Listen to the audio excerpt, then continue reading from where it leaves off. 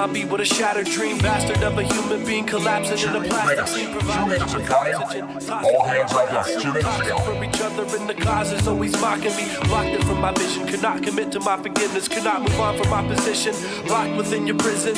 My mind wandered, I was looking for a bed to rest. Pop my weary knuckles while I'm stepping over severed heads. They wanted us dead, and they buried us both in separate graves with separate names. We were barely afloat. They wanted us dead, and they buried us both in separate graves with separate names. So go ahead and drown me out. Ignore me cause I found you hell. Go ahead and drown me out. Ignore me cause I found you hell.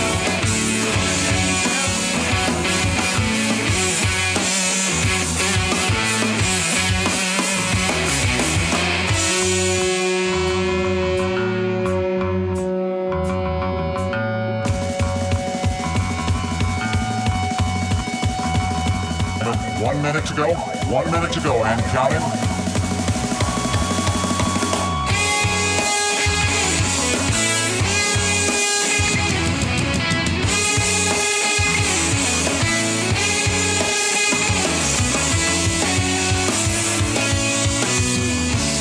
ahead and drown me out.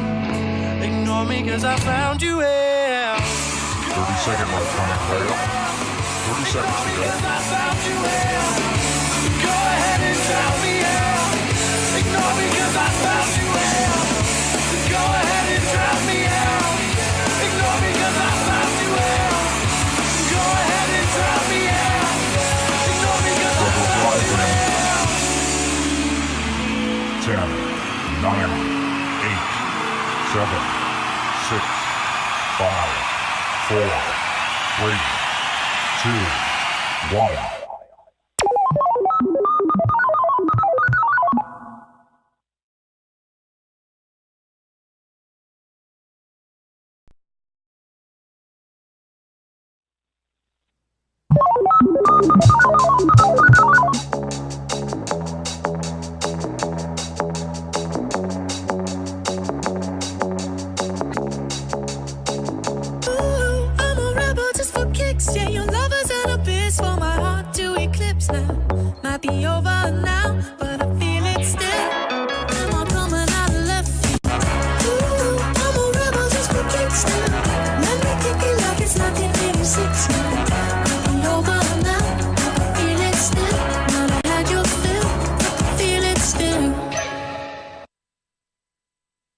And we'll be right there. Here we go, ladies and gentlemen. Top of the morning to you. It is Wednesday, March 7, 2018, I think. I think it is. Is it 2018 yet? It is. It is. Thank you. You're welcome. All right, let's get situated. We have a power-packed show today, ladies and gentlemen. Let's see. Good morning. Good morning. I'm so glad you said good morning. It's the first thing on my checklist here. To say good morning to me? Say good morning to Deb. Aw. How sweet. I'm just kidding. You. And we want to say good morning to everyone else. Twyla's in the house. Karen, Michael, Chuck. What's going on? Yeah. Hey, Karen. What is going on? Yeah. Okay, so I have basically this new routine set up, and I think today will be the last day of Little Mini Flubs. I'm all set. Well, I had Little Mini Flubs this morning. You're getting there. I am getting there. You really, really are. Check this out. I got all my graphics all set up. Mm-hmm. Yes. Hey, listen, if you're just tuning in and you want to find out what's happening, the title of today's show is kind of disgusting. Okay. Christianity has been designated a hate group by the SPLC. Mm-hmm. And if you think I'm joking, we'll actually cover an article that designates, per SPLC, Christianity a hate group. So this Marxism, this full immersion of virtual civil war that's going on in the media and online, right now, the Saul Alinsky'ites are winning that war because all the Christians and the patriots and the Second Amendment enthusiasts, the First Amendment people are all just back on their heels. Oh my goodness, what are we going to do?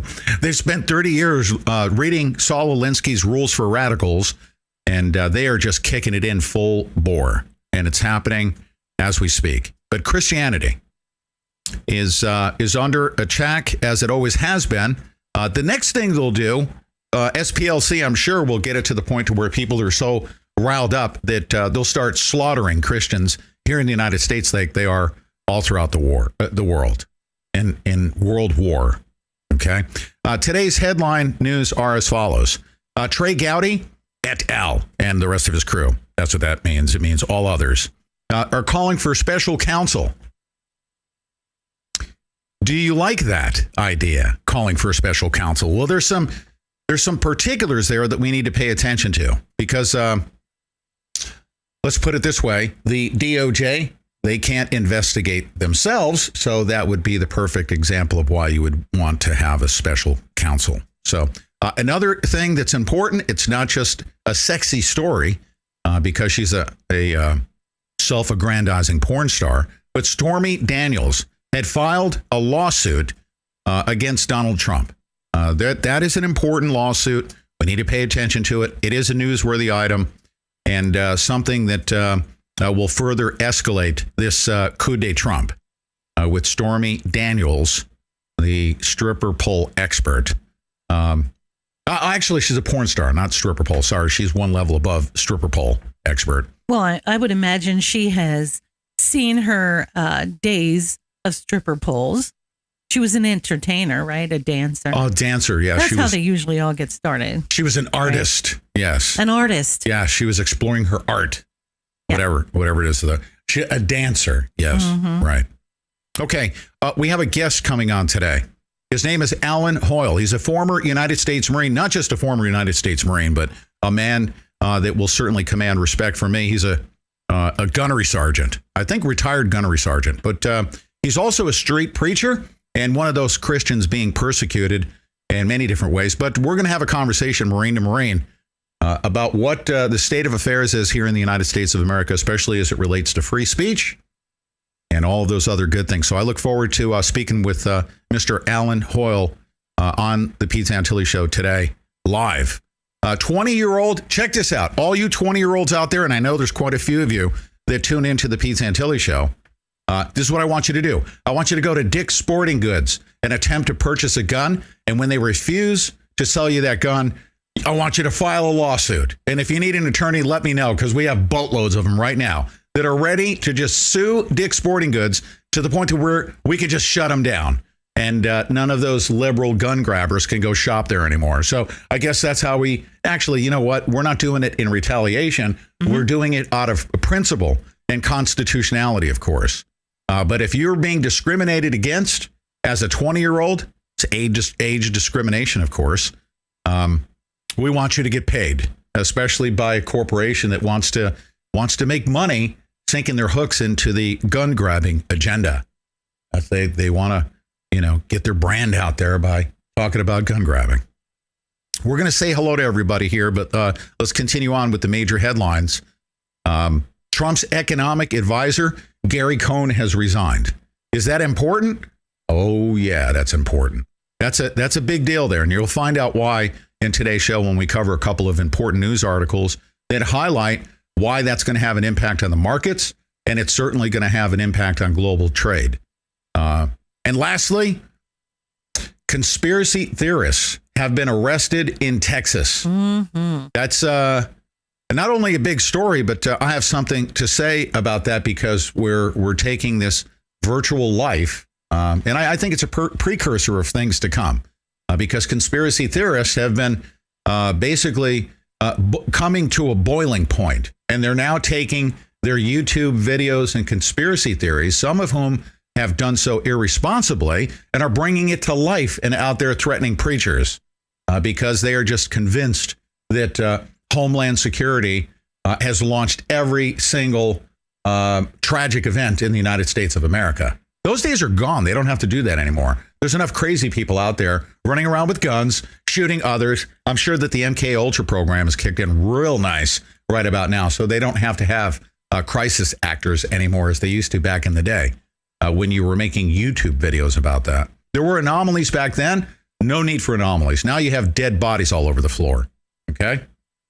It's very real, but to highlight our point, there's a a certain demographic right now that exists online that has gone, we'll call it bat poop crazy, and are bringing their conspiracy theories to life. And they're going and threatening pastors. And I'm going to have some strong advisements as to why that's a bad thing, why you should not do that. And there we go. I got through that element. You did. Fantastic. I did. And I want to say hello to everyone here. Mm-hmm. Hello to Periscope. I didn't even, there you go. Christianity designated. Oh, I'm going to get shut down for that title. Jeez, oh, Louisa. Aren't I going to get shut down? Hello to everybody over in Periscope. Welcome. Periscope stream looks pretty good. Gab.ai looks like Gab is black, not working, just so you know. And that level of instability has to be corrected. It's not certainly not coming from me. It says all black here. So black screens matter. That's what I say to Gab. There you go. We move right along. Looks like we've got our party peeps in the Facebook chat room. Good morning, Garrett. Angie is in the room. Sherry Duvali, where's my coffee? Hold on a second. I swear to you, come and take it, coffee. Every time I see Sherry Duvali, and she actually reminds me with a little coffee mug. I know. Right next to her name. Isn't it sweet? To grab my morning Java. And guess what kind of Java that is? You guys want some? Why don't you just come take it? It's come take it coffee. Right. Come take it. Yeah, I'm not even going to call them our sponsor. They're not our sponsor. No. We're actually advocating for Come Take It Coffee. Yeah, look at that. It showed up on the screen right there. ComeTakeItCoffee.com. Yep. Help a veteran-owned business who is supporting veterans. A portion of the proceeds from the sales of those coffee go to helping veterans, putting them to work, getting them off the street. Lots of good things that we can do. We, the people, can come together. We don't need George Soros money. We don't need government money. We in the Church of Pete Santilli. Right? Oh, be careful. The Church of Pete Santilli. Why not? Yeah. It's a constitutional church. Right. The Church of the Constitution. I'm going to preach it every single day. I'm not going to shut up. I'm not going to stop. But let's do our part here. ComeTakeItCoffee.com. Okay, is where we go to purchase our coffee. We are customers. Hold on a second. Why is that doing that? Come on. Why would that be doing that? I hope it's not going to be switching like that. Why am I all freaking blue? That's okay. We'll leave that just the way it is. I was messing around with the lighting, so you guys pardon me for that. All right. So, Come Take It Coffee. Our other sponsors on the back screen. Guess who they are? This is the way you need to look at them as they come through. And Mike Adams, by the way, is also helping support our show. He has gone all in for us. We've actually selected some products, healthrangerstore.com. He's actually given us an affiliate arrangement so that we can sell stuff through his store to our listeners so that we can help support independent media. But that's the way you need to look at these sponsors, is that they're supporting independent media. So you should support our sponsors because they are supporting independent media. And they are awesome. They are awesome. Yeah. We got a nice tinted blue here. In the YouTube chat room, we have Believe. Believe, you just reminded me something. I said hello to you. Our chat room at sbn.buzz/chat. We're going to kick this into high gear. All right. If you want to figure out how we can circumvent what's going on online, I'm not going to single out any particular outlet right now that we're broadcasting on. But because of the censorship that's going on, we're going to start setting up rooms, sharing headline news. People are sharing lots of links. The flow of information is so huge. People have no clue, how to make sense of things. So we're going to be sharing headline news articles. We're actually going to go grab stuff if we haven't been able to pick up on it from our sources. We're going to go to that headline news room. If you go to sbn.buzz/chat, you'll see the headline news room. That's where I want you to drop those headline links. And then eventually, as we get more people in there, they're coming in slowly but surely. But as they do come in, drop into the live show chat. And during the live show, if we have too many people in all the other chat rooms, during the live show, topic-driven conversation in that live show chat room. Okay? You like that? I kind of love like that. it. Here's the, I wish I could show you on the screen. Nice. Right now, actually, we have it up 24/7 right now. And believe it or not, I actually turned up the sound so that when you drop a message in, I hear bling, and I could be in the other room. Now, we're going to leave it on. We're going to take a look. Whether or not we're conversing with you in that chat room, we're seeing all of your messages pretty much 24/7 when we're in the studio. So that's a pretty cool thing. You have direct contact with us. We may not be typing away because we're working away in the background, but please come in and see us. Come and see us. All right. Now, before I get into the news headlines, this is what I want to do for a couple of minutes. What? You just looked at me like, what? You're making a face. No, I was just going to say, I would really love to recap before we go into the news headlines and thank everyone for joining us yesterday and recap the show guest yesterday. And the things that we learned from him was just amazing. We really appreciate, everybody was very kind. We had a lot of Mr. Doyle's friends in the chat room yesterday. They thanked us for giving him a voice and letting him speak. And it was just, I don't know about you guys, but boy, Pete, tell me, just asking you, what was the biggest thing you learned yesterday? Something you thought you knew about Waco that wasn't true, first of all. And then what was true that just really blew your mind? Things that you didn't know. I knew that what they had done in the end was horrifying. It was bad. The federal government set out and succeeded in killing 75 people. I understood that. But how they did it and the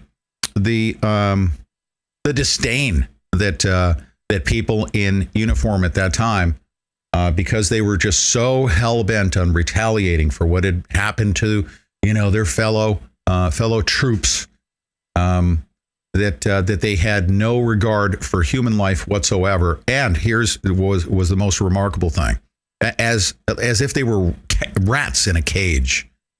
They were sending a poker in that cage, and the rat was just scrambling, trying to move to another area so as not to get poked by the probe. But they had probed that building, and I think they may have done that intentionally and boxed people in, and then the place was set on fire. So they couldn't get out if they wanted to because of the damage that had been done to the building. A lot of people, they were trapped. They were trapped, and then also hearing from a survivor, somebody that had exited the building, couldn't get away because he was kept in with concentration camp wire. Yes. Essentially, he was. That was something I had never heard before. The concertina wire. That they had placed around the building, and when people were running out of the building, not only were they being shot at by snipers, Lon Horiuchi, who was absolutely on the ground. Not only were they being shot at, but they were running into this concertina wire, and it was just turning them around, and they were having to go right back into that building. That shocked me. Shocking. Yeah, it really was. And so I learned so much yesterday from him. I learned one thing is that he is very honest about his experience. Anyway, he's very honest about it, and he literally goes against some of the more popular ideas about Waco. Here's what I'm planning to do in the month of April, in its 25th anniversary. I'm going to declare here in the Pete Santilli Show Waco Awareness Month. Yes. Waco Awareness Month. Throughout the entire month, we're going to feature and highlight on our streams as often as possible Looks like our stream's coming up on Gab, but Gab's got some issues. And I'm so sorry about that. But guess what? I'm going to stay with them. I'm not let them complaining. work it out. I'm just saying we have so many other ways that you can watch the show. We will continuously run that stream to Gab because we love you guys over there. And I'm not just saying that just to suck up to the Gab listeners. They'll get their technical issues fixed. No doubt about it. And we are with you. I am a paid professional subscriber because they need financial support. I need to be able to do that. And we'll stream out. So yes. But anyways, in the month of April, Waco Awareness Month. Yeah, and it's going to accumulate up to April the 19th, and we are doing a special on April the 19th with David Thibodeau. Yep, we have a very special guest David coming up. David Thibodeau is working with us. We're going to do a special. With him that will be aired, and we're going to be working on it from now to the 19th, and he will be one of the guests in that special. But we're working with him, and he's going to be the featured guest in the special that we will be airing on April the 19th. And David Thibodeau, he is one of the young men. He's the man who was very young at the time, and that the Waco series was centered around his book. And the FBI agent, I forget what his name is. Anyway, I forget what his name is. Lon Horiuchi? No, the FBI guy. Rodriguez. Book. No, they were taken from both of their books. I'm sorry. Nosner, Gary Nosner. Nosner, okay. So Gary Nosner, David Thibodeau, we're doing a special on the 19th. You guys are in for a treat, right? You are. And if you want to call us, 563-999-1449. Lots of stuff going on in the show. Somewhere I belong.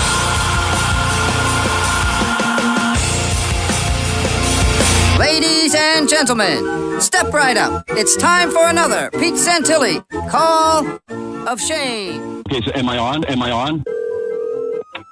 Public Affairs. Is this Secret Service? Sure is, sir. In Washington, D.C. My name is Pete Santilli, and I'm host of the Pete Santilli Show. I'm a former United States Marine. I'm a concerned patriot. I'm an advocate of by any lawful, constitutional, and peaceful means to get our president to actually start abiding by his oath to defend and support the Constitution of the United States against all enemies, foreign and domestic. I was wondering if you were going to uphold your oath to defend and support the Constitution of the United States. What about you? I don't understand the call, sir. I want you to go into the Oval Office and go arrest the bastard. How about that? GMN is keeping the Department of Homeland Security busy since 2011. Today, in our nation's capital, every major American war fought in defense of freedom is honored with a national memorial, save World War I. The unprecedented sacrifice of Americans to conclusively end a world war is more than worthy of this recognition. More Americans fell than in a decade of war in Korea and Vietnam combined. Liberty must always be defended, strengthened, and cherished. On November 11th, 2018, with your help, the World War I Centennial Commission will dedicate this memorial in Pershing Park. It is time to honor their sacrifice and renew our pledge to protect our future by remembering our past.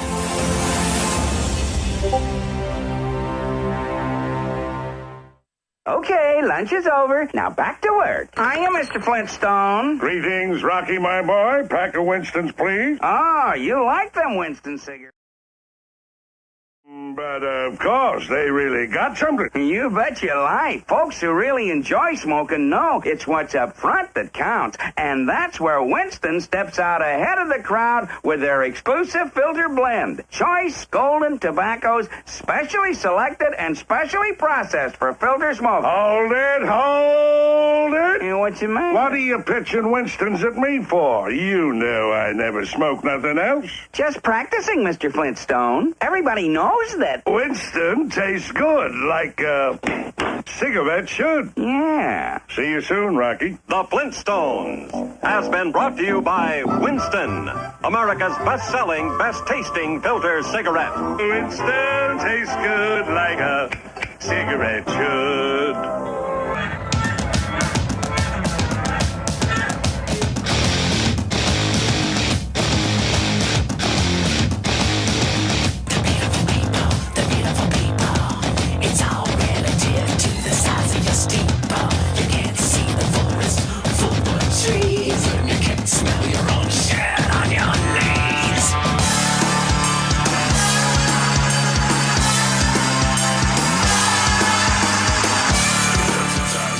Okay, also just a quick reminder, you guys need to recognize this. This is a new stage that we're going in as to how we monetize media. The old model, they lie to you, sell you diabetes medication. It's all for free. You are subliminally running down to Walmart and Home Depot buying cheap Chinese crap. Okay, that old model's gone. The new model is we rally behind those small businesses like Virtual Shield, sbn.buzz/VPN. Okay. Or just know that, hey, I'm listening to a commercial. That business, okay, is supporting independent media. All of our sponsors are supporting independent media and the free flow of information. So just remember that. Okay. That's it. That's my spiel, and I'm sticking to it. And you guys, the opposite of that, in what we're doing with those that don't support independent media, don't support the First Amendment, don't support the Second Amendment, are outfits like Dick's Sporting Goods. Dick's Sporting Goods will never, ever be on the Pete Santilli Show, other than to be disparaged by us for violating our constitutional rights and discriminating against 20-year-olds. Okay? That's how they're going to be on this show. We're going to hold them accountable. So what do we do with our money? We don't go to Dick's Sporting Goods. We go to the people that are supporting independent media, our Second Amendment. The NRA is going to kick it up a notch. Okay. Dana Lash is speaking out. I love what she's been saying lately. I'm not even going to repeat her words. They're so inflammatory. I love it. Let other people do those. Okay. Right. I don't even need to comment. I am a journalist. I'm a talk show host. A journalist that brings information to a listening audience, our subscribers, our listeners. We're going to relay information to you. I don't even at this point in time need to scream and yell, like we were when we were wallowing in Marxism with Barack Obama. It was only a very small portion of our population was doing that. So I had to scream louder, and I was very frustrated. I didn't know how to do it. I don't even need to do that. All we need to do is just replay it, what everyone else is saying. Right now, it is all out frickin' civil war. We are in civil war right now. Right now, I'm telling you. I called it years ago. I said Marxism, communism. I called it communism was coming. I said, I'm a United States Marine. It's coming. It's Marxism. I'm understanding Marxism. And I'm understanding what they want us to do in order for Marxism to really succeed. They want violence from us. We need to resist that. Oh, they do. They want violence from us. Mm-hmm. We are now being slow cooked and just incrementally just stripped of our Christianity, stripped of our godliness, stripped of our individuality, stripped of our guns, stripped of our speech. And then you back a cat into a corner. What happens? Comes out scratching eventually, right? Mm-hmm. That's what they're doing. The majority of the people, and you're going to hear from somebody tomorrow in Rhode Island, how the silent majority shall rise up and go and speak out against these freaking communists. Yeah, let's talk about that. Dan Bidondi. Dan Bidondi is coming on the show tomorrow. He used to work for InfoWars, right? Yes. And so now he's independent, but he is a very staunch patriot. This guy is unbelievable. Patriot extraordinaire. So yesterday we got news that they had a rally up there in Rhode Island. Rhode Island is usually very quiet and they have gone into their slavery in their state very quietly because it's so small and they can't push back, like the bigger states can, right? Yesterday, 3,000 people showed up to push back against these gun laws. Yes. The gun grab that they're trying there in Rhode Island, and the Mothers Against Violence was there. And they had about 100, 200 people show up, and Rhode Island had 3,000 people to show up, give speeches. We're covering that tomorrow with Dan Badandi. Please tune in. It's going to be great, you guys. Seriously, a great guest. Yeah. And it's going to let you know. He's going to tell you guys how to do it in your state. Yeah. I'm also going to rebroadcast. It has to do with what we're talking about here. I'm going to rebroadcast William Milton Cooper's shows that everyone needs to, including me, mainly me, because I want to have it in the stream in the background and share it with everybody. We're going to put on the audio stream 24/7 and also, run it far and wide, wherever we can run it. William Milton Cooper called for exactly what is happening right now. Let me tell you what he has spoken of. They will get to the point to where they will create the violence that they need for one reason only. It's not because they want to fight us. It's because they want to stop the fighting with their solution on the other side of it. They're going to say, oh my goodness, look at all this chaos. You created the chaos. You're creating the scenario to where people have no choice, 3,000 people, but to take time off from work and go to Rhode Island to fight for their Second Amendment rights. They are creating this frustration in everybody with the suppression of speech online. They're doing all of this. It's not like they're not mainly taking away our rights. They know what the reaction's going to be. They're creating this problem. They know what the reaction's going to be. And then they're going to have and offer a solution. The Hegelian dialectic through and through. What it is. They will create your frustration. They know you're going to get frustrated. And they know that they want you to perpetrate violence against them because it'll prove Mark Potock's point that you are a white person. Yes, you are a white person in America. The majority of us are white. That is a statistical fact. They're trying to change that, of course. But the majority of Americans are white. That is a statistical fact. That is not racism. That's not white supremacy. So they're targeting white people, particularly Christians, getting you frustrated, knowing full well when they start taking away your freedoms of speech and messing with you on the internet as they can on an automated basis, that you're going to get so pissed off that you will get to the point to where when Antifa runs out in the streets with their AK-47s, it's to lure you out there with your Second Amendment rights. They're going to create, I believe, the biggest freaking Civil War styled false flag in the history of the United States of America. They're headed towards that. So how do we counter that? Just know that it's coming. Know that they want that, and you must absolutely resist. We're a peaceful people. We're a God-loving people. We are a defensive people. We don't get guns. They think that people go out and buy guns for offensive reasons, and they don't. Really, the law-abiding citizens that are so victimized by their gun grabbing have them for defensive reasons. And that includes defense of our country, right? Correct. We want them. That's not a bad thing. Sure. Also, they want to demonize those that are constitutionalists, like with John Ritzheimer. The people at the Bureau of Prisons said that he was radicalizing others and himself by having pocket constitutions.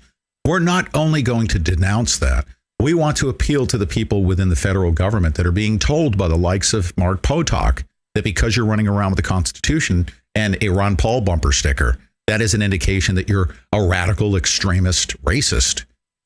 You are being brainwashed by the SPLC. We need to reverse that. Oh, and God forbid if you're a Christian. Oh, geez, you're very extremely principled. You might as well be a jihadist, being a Christian.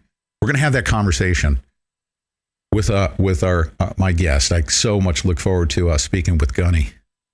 Yes. Yeah. Very exciting. Gunny Hoyle is going to be coming on. All right, so let's get to the day's news here. Ready? Mm-hmm. I said that Trey Gowdy et al., all others, okay? Gowdy, Goodlatte demand appointments of special counsel citing FISA abuses. You guys pay attention to this segment here. Pay attention closely. Trey Do-Nothing Gowdy's actually doing something here. Oh, wow. For once, I can be critical, right? Gonna give him some praise, huh? Can I be critical at the same time? It's sure. Out of love of my country that you can't have. Yeah, let me just make this point, okay? I love that Alex Jones, who got Donald Trump, he helped get Donald Trump into office. Mm-hmm. He did. Donald Trump started saying stupid crap about the Second Amendment. Alex Jones came out and spoke out against it. You have to have checks and balances like that. We, the people, will send you there. Donald Trump didn't get there because he's Donald Trump. Donald Trump got there because of the perfect environment that he was in, where we, the people, stepped forward and said, that guy, because Donald Trump was for the working man, it still is right now. You see him fighting for the steel industry, the coal miners, the ranchers, all the way around. He's fighting as hard as he can in the world's largest bureaucracy.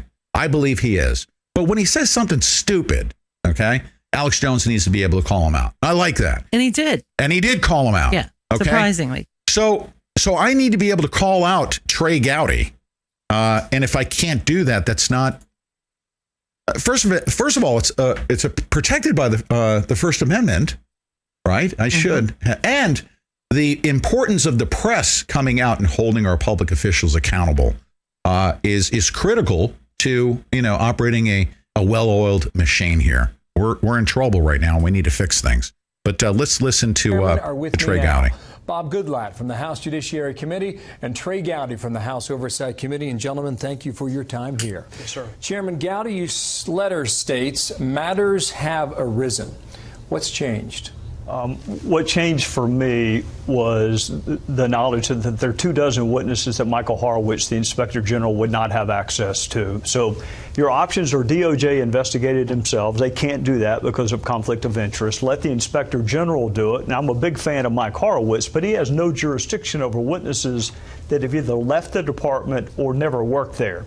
So when I counted up 24 witnesses that he would not be able to access were he to investigate it, yeah, only one conclusion, that's special counsel. Who's on that list? Everybody from Jim Comey to Andy McCabe to Ribicki, Sidney Blumenthal, Cody Shearer, anyone who no longer works for the Department of Justice or the FBI. State Department, you may recall a couple of weeks ago there was some indication that the State Department employees were feeding information to Fusion GPS. They would be outside the reach of the Inspector General. So anyone who's not currently an employee of the I'm going to play this all the way through, Michael you guys. Horowitz doesn't have subpoena power. Because he says some important things all the way through. Was a leaker for the Hillary Clinton matter. Is that true?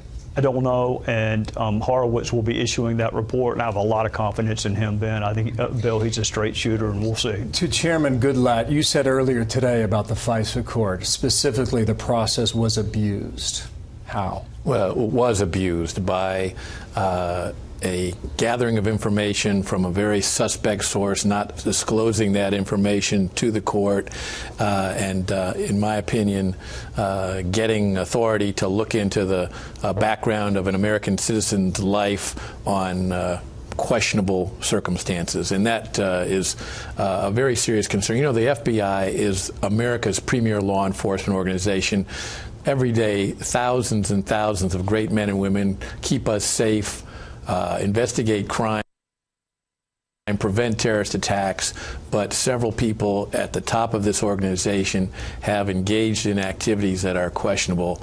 And I think that in order to set the record straight, clear what is going on at the FBI, and make sure this does not happen again, we need to have an outside special counsel investigation. Let me read from your letter in part on screen now. You write there's evidence of bias trending toward animus in your letter among those charged with investigating serious cases. There's evidence political opposition research was used in court filings. There's evidence this political opposition research was neither vetted before it was used nor fully revealed to relevant tribunal, end quote. Do you have evidence the Department of Justice was spying on the Trump team during the election? That depends on whether or not you consider Carter Page to be part of the Trump team. He was an advisor, so to the extent that he was an advisor, absolutely. This whole FISA warrant was on Carter Page, and necessarily you would also pick up conversations that Carter Page was having with others. So the answer to that question de facto is yes when you approve the warrant against Carter Page. Mm-hmm. Do you agree? I agree. It's premised on the idea that Mr. Page was somehow critically involved in something that they wanted to investigate, and I think the case that was built for that is highly suspect. What is wrong with the IG doing his job? This is important right here. IG doing his job, and I want him to go ahead. He has a couple of tasks in front of him. One.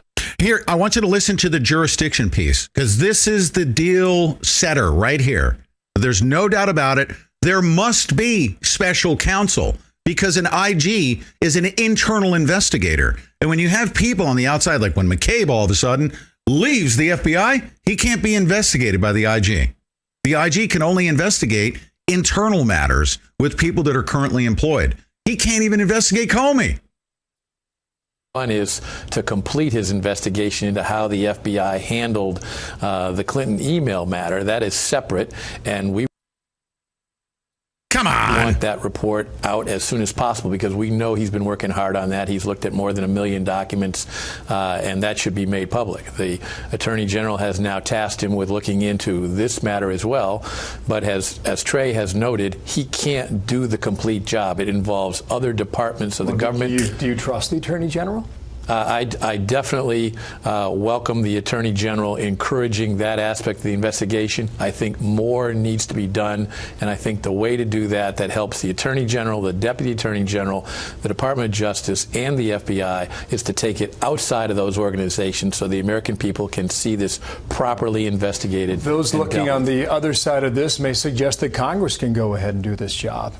What's wrong with that idea? Anyone who's watched Congress over the last 12 months, we leak like sieves, and I say weak only because I'm a member of Congress. But that's pretty common for this town, however. It is, but serious investigations don't leak. The executive branch investigations, whether it's your local district attorney or whether it's Bob Mueller, there are far fewer leaks from Bob Mueller than there are from Adam Schiff. So we don't have the tools. We don't have access to a grand jury. We can't grant immunity. We can't. Okay, I'm going to play the remaining balance of this thing, because this is where we got to it. We're going to be interrupted by the break here momentarily, so don't go away. We'll be right back. This is the most important piece right here. So are you tired of being tired? Well, then it's time to get the tea. Hey, it's Lisa here to tell you about this all-natural, all-organic tea I've been drinking that has had great results for over 20 years. It's called Life Change Tea, and it's specially formulated to help detoxify and cleanse your kidneys, liver, colon, and blood all at once. The colon is one of the most ignored organs in the human body. The faster that waste is eliminated from the body, the less time that waste sits in our intestines, spreading toxins to our bloodstream. This tea helps cleanse chemicals caused by outside intruders from our entire digestive system. And get this, weight loss can be a side effect. And with continued use of the tea, you can experience clearer, healthier, younger-looking skin, increased energy, and a happier outlook on life. So if you're tired of being tired, get the Life Change Tea at getthetea.com. That's getthetea.com. And like me, you'll be glad you did. Protest spokes trucker Pete Santilli. You put 100 million people all on the road with truck drivers lawfully, constitutionally. It will be literally the largest traffic jam in the history of mankind as far as we're concerned. It's got that potential. You heard him say 100 million. We're going to start a little smaller. We're going to start with 3,000 arriving in D.C. on Friday morning. Yeah, 3,000 Friday morning. By Friday afternoon, 100 million. You got to ramp up. So, folks, let me just get out my old CB radio and put my ears on.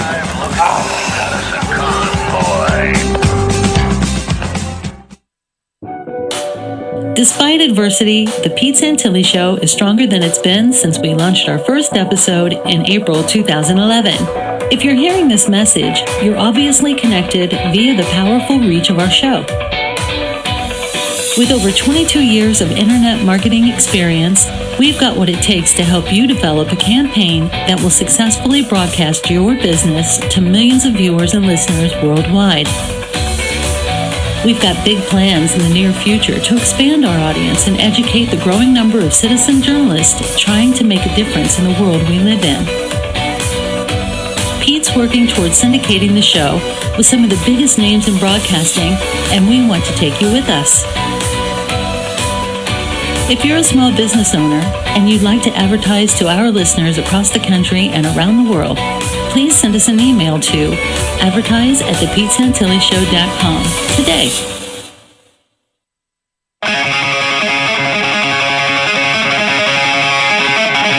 Live from Cincinnati, Ohio, it's the Pete Santilli Show.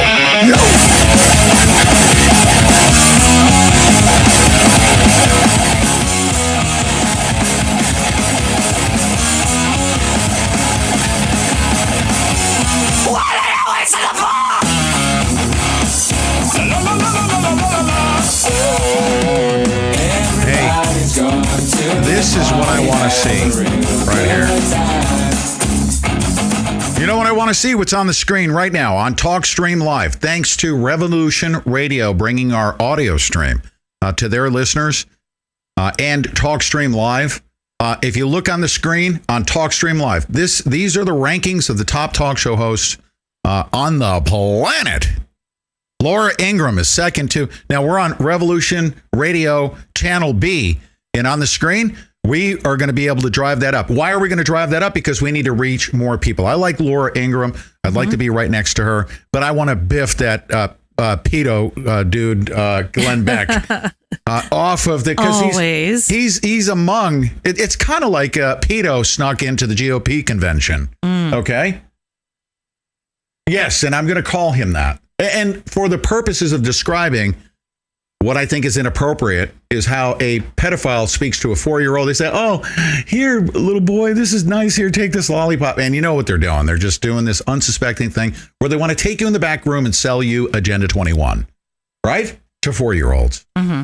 And anyways, that's what Glenn Beck does. He lures all of his people in, and then he sells them some liberal, but probably gun grabbing too. I'm sure Glenn Beck is talking about, everyone turning in their guns, and just dialing 911 when somebody comes to shoot you off in the corner. And don't worry about it. Agenda 21 will be there to save us all. That we need to turn in our guns for the safety of the planet.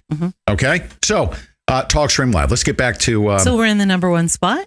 No, we're not. I actually cheated. I hit the favorites button. I got all excited. We're not in the number one spot, but that's okay. I feel optimistic. Let's go.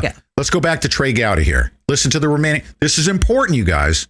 If it wasn't important, and I'm going to comment on this on the other side of this thing. If it wasn't this important, I wouldn't be overemphasizing this. Attorney, or whether it's Bob Mueller, there are far fewer leaks from Bob Mueller than there are from Adam Schiff. So we don't have the tools. We don't have access to a grand jury. We can't grant immunity. We can't compel testimony. We don't prosecute crime. So there are 1,000 reasons to let the executive branch or special counsel handle this as opposed to Congress. You don't know where special counsels lead. You start with a land deal in Arkansas and you end up with a blue dress. You have no control over that. You can set the strictures of the jurisdiction. If Attorney General Sessions decides to appoint special counsel, he's going to give a document that sets the jurisdiction. The only reason Bob Mueller can go where he's going now with Manafort and others is because the fourth clause of that jurisdiction allows him to pursue other matters that may arise. So you can limit the jurisdiction in the four corners of the document. There was a suggestion today that if the House flips in November, you would lose control of the issue.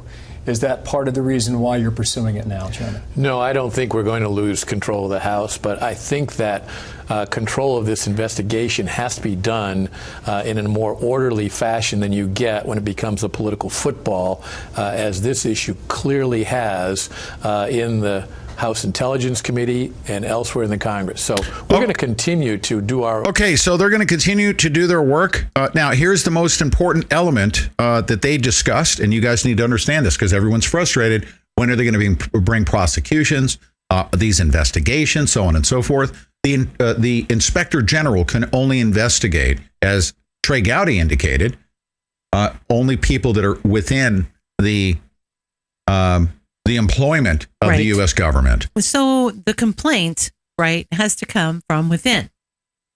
Correct? It does. The Attorney General for the United States of America needs to say there's a conflict of interest here. We can't investigate ourselves. You just can't do that. You cannot investigate yourselves. Not only that, we can't investigate people who are outside of the Department of Justice, like Comey, McCabe, people that have left. Okay.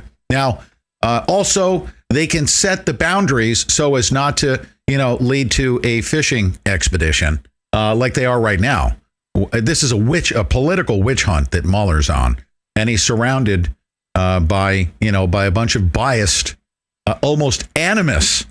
They said animus. That makes me pucker in certain regards, but that's a separate topic. What? Oh my goodness. What? Oh, you and your isms. Isms. Animus. Animus is an animal. Okay, don't get your mind out of the gutter. Mm-hmm. Okay? All right, let's let me shut this down here. Hold on a second. Hey, and by the way, we have callers on the line. I need to pay attention to you guys over there on the call-in line. We got people listening on the listen line. We got Clyde. Good morning, Clyde. To you. Let me just say good morning to Clyde. Make sure my phone lines are working fine.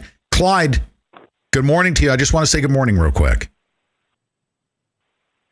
Well, good morning, Pete and Deb.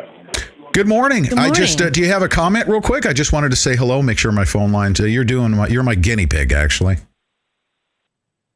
Oh, okay. Well, cool. Anyway, go ahead and inject me with knowledge and truth. Okay.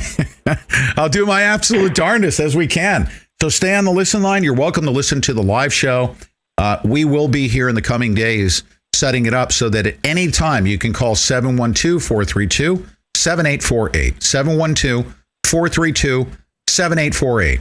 I now have our server that's directly behind me right there that will be running a stream out, whether it be the live show or switch over to not just replays. We're going to play Bill Cooper, Chris Ann Hall. We've got a whole host of guests and content that we're going to be putting out on the stream. You can listen on your cell phone, and we might possibly run a stream out to Spreaker. We may or may not, depending on your support. Okay, there we go. So if you want to call in 563-999-1449. That's 563-999-1449. All right, let's get to oversight duties. No, I don't want to hear your oversight duties. All right. This 20-year-old, and I want to inspire other 20-year-olds to do the same here. Okay. Oregon, a 20-year-old sues Dick's Sporting Goods for refusing to sell a rifle. A 20-year-old is suing Dick's Sporting Goods after being refused a Ruger 22 rifle purchase based on his age.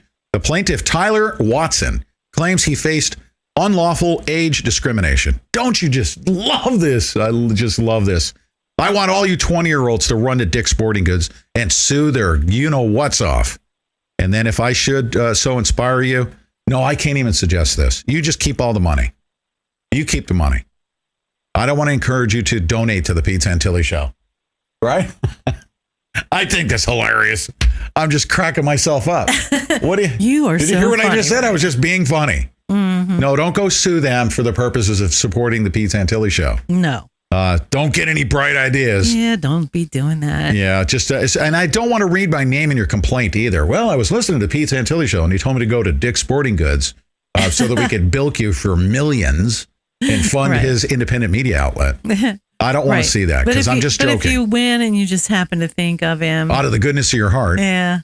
Don't do it as a Christian though, because that's called hate. God, can't be having any hate. Don't be hateful like that. Yes. So Watson attempted to buy the rifle on or about February 24th at a Medford, Oregon Field and Stream store. Field and Stream is a subsidiary of Dick's. Watson suit filed in the Circuit Court of Oregon for the County of Jackson says the store employee refused the purchase and indicated he would not sell Watson any firearm, including rifles and shotguns or ammunition for a firearm because Watson is under 21 years old. The employee referenced Dick's recent policy shift, disallowing firearm sales to anyone under 21, and cited the policy as the reason for denying the sale.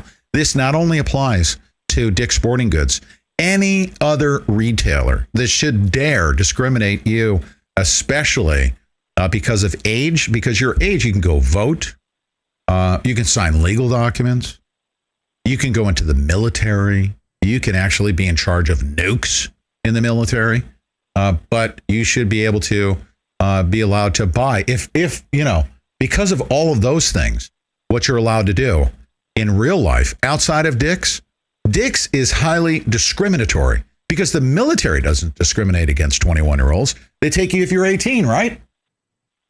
Absolutely. The military doesn't. Well, they start recruiting you, though, long before that. When you're 16, 17. 16, 17 years old. That's when they start recruiting. And sometimes as low as 14, if somebody shows an interest and they're a freshman in high school and they walk up and get all of the, they start talking about maybe that's what they're going to work toward when they graduate. Yes. And a lot of these guys, I know my son did. He signed up when he was right at 17.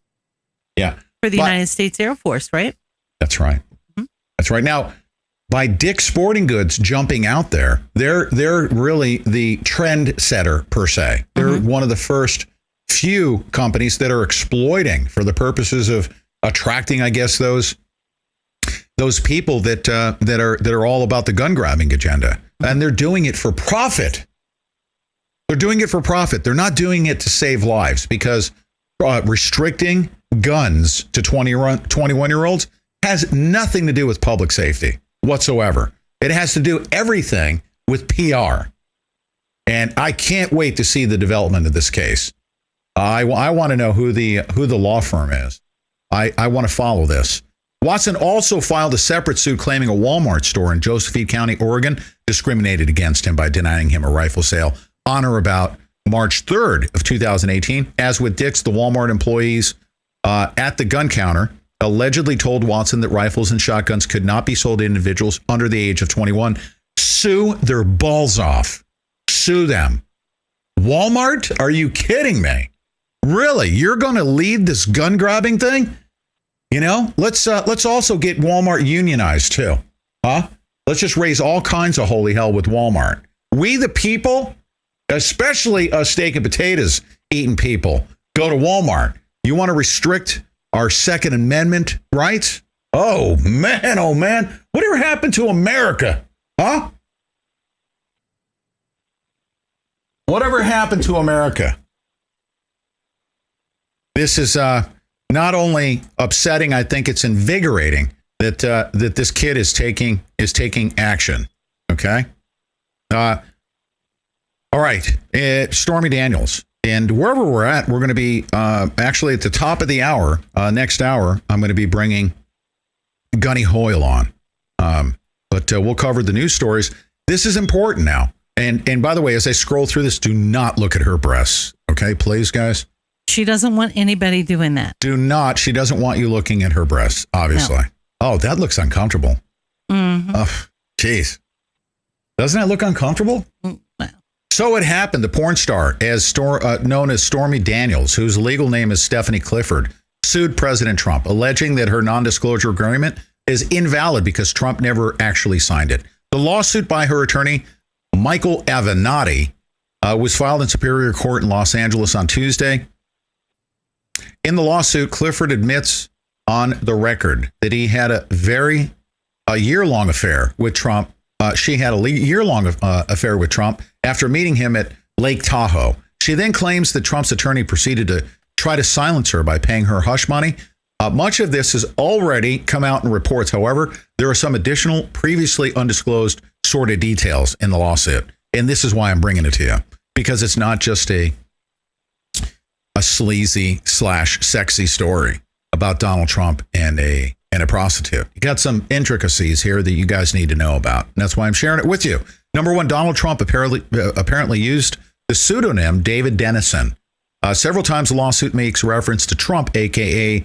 David Dennison. In fact, Dennison is a named plaintiff in the lawsuit. In the apparent hush agreement that Clifford signed in order to disguise the fact that it was Trump involved in the story, Cohen only referred to Trump as David Dennison or DD and Daniels as Peggy Peterson and PP.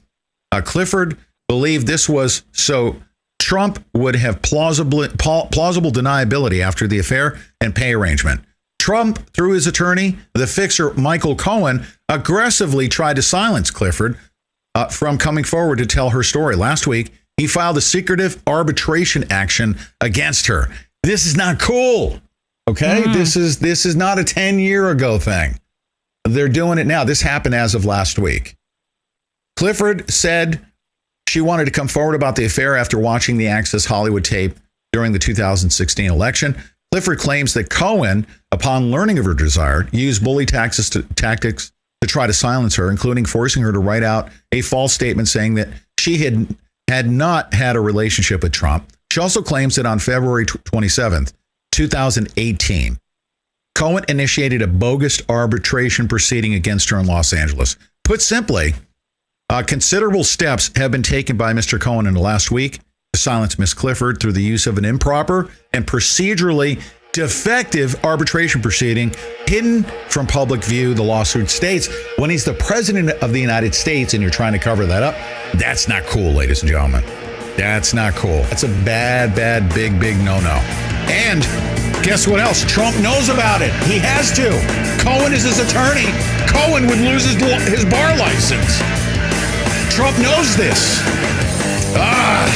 Big mistake. All right, we'll be back after the top of the hour news break. Gunny Hoyle will be my guest. Don't go away. The Pete Santilli Show, telling you the truth whether you like it or not. Hello there. I noticed that you're one of the people who supports Pete Santilli on his webpage.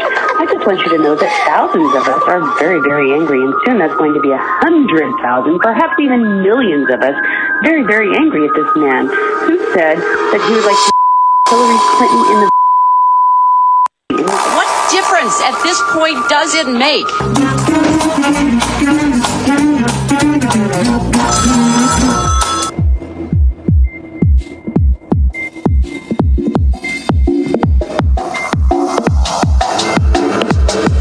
My mom once wrote a romance memoir about the men she had dated, and I use that term loosely. And she described one guy she was currently dating, who my mom was 85 at the time, as the Nijinsky of cunnilingus.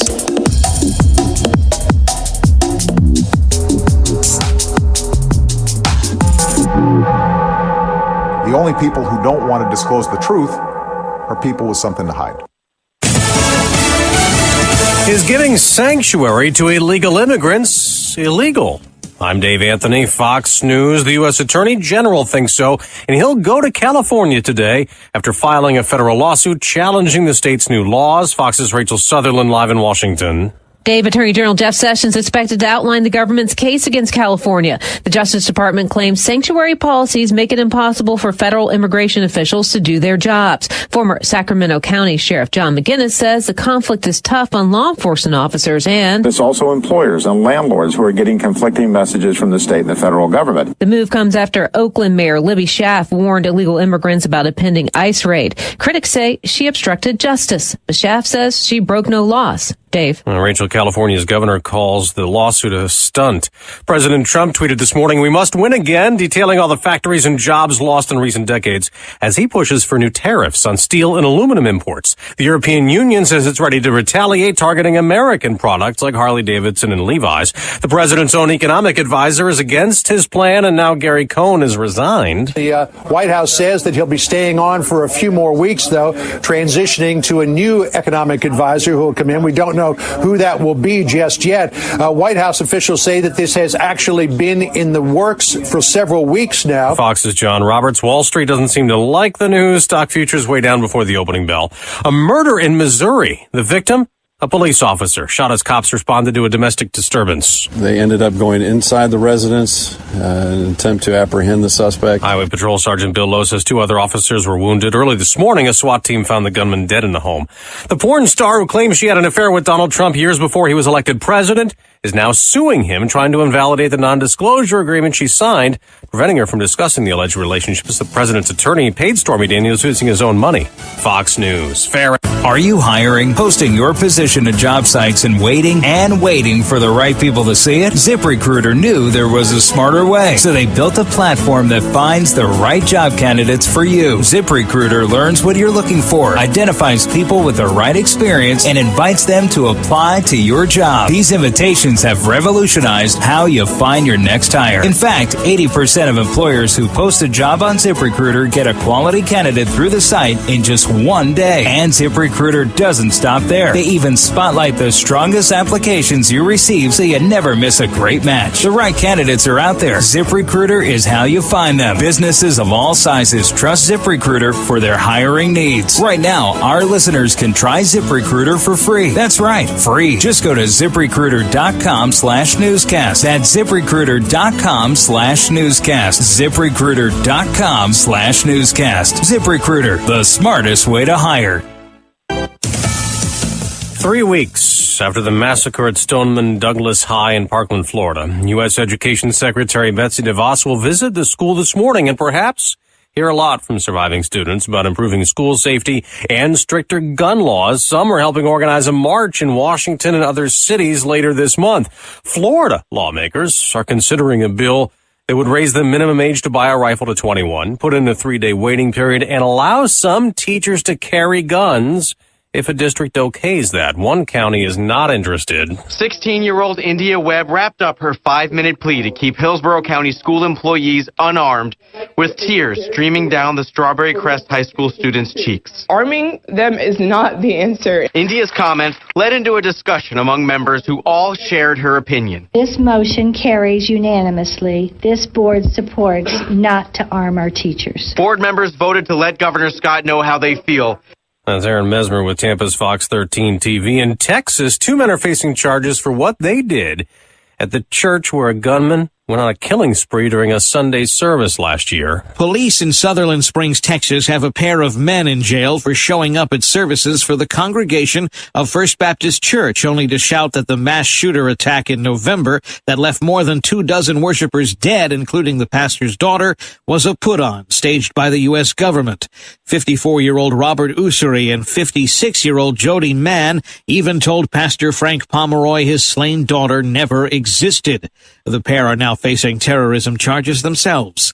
Eben Brown, Fox News. The Northeast is getting buried today by a big storm that's forecast to dump a foot or more of snow. Pennsylvania to New England. Some of these areas, people still don't have power from the storm that hit on Friday. Some nearly 2,000 flights are canceled today. I'm Dave Anthony, Fox News Radio. The following program may not be suitable for millennials under the age of 40. Parental discretion is strongly advised. And now, the most offensive radio talk show host on the planet, Pete Santilli.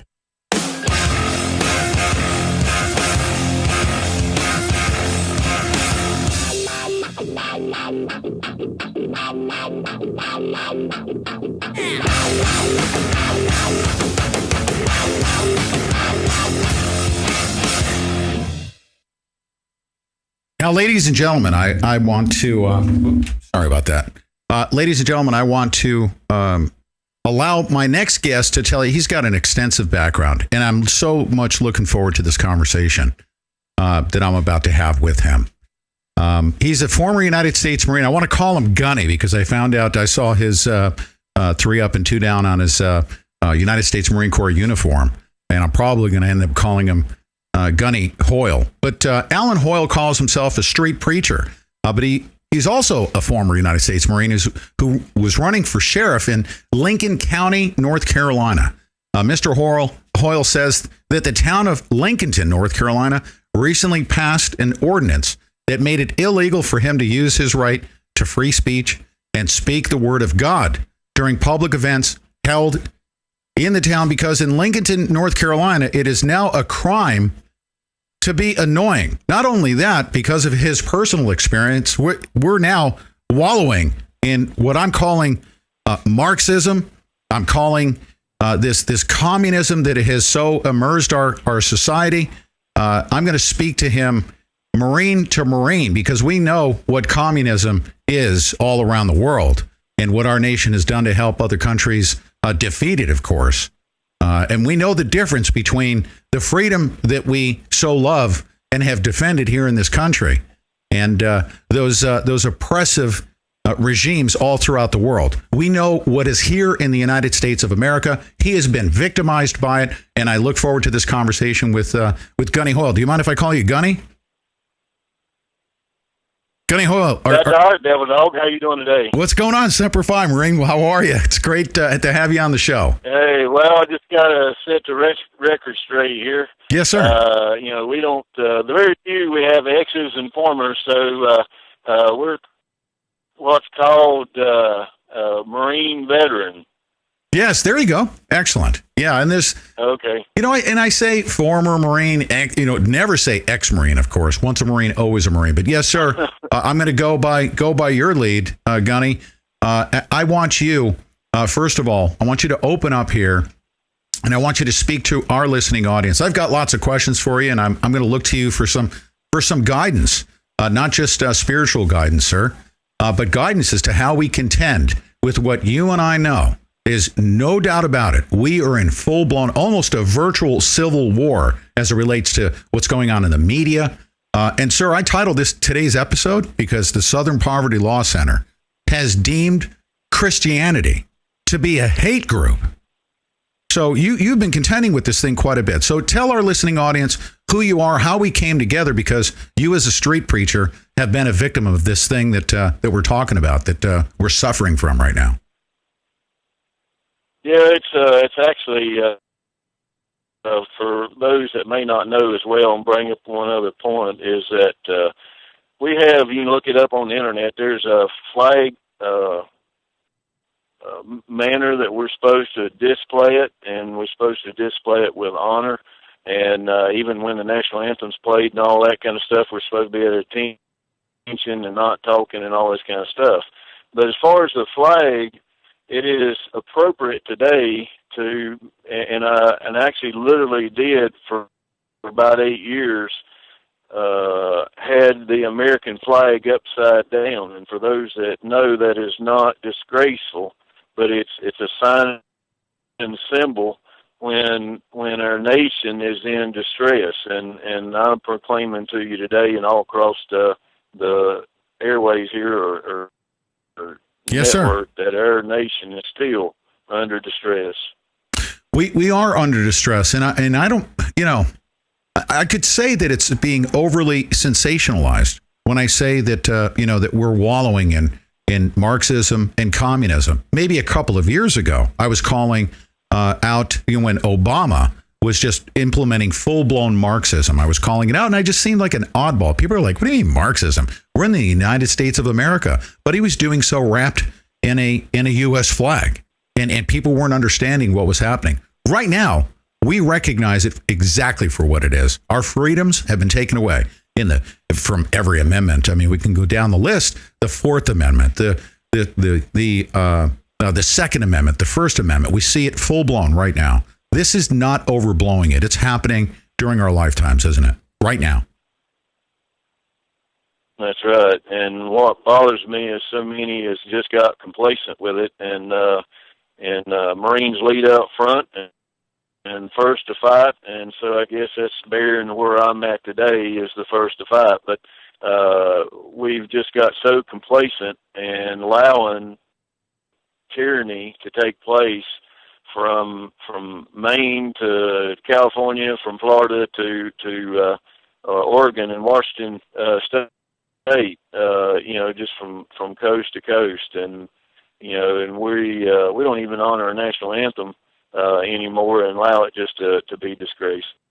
Now, so it's just totally disturbing to me of what we're allowing to go on, and the veterans are just got complacent and not doing anything about it either. I think so. Now, before we get into your circumstances and what brought us together, fortunately, we heard about a story where you as a street preacher have been, victimized in this regard. I'm saying victim, and I don't like using that term normally, a victim of this current regime of Marxists that are trying to suppress our freedoms of religion, of speech.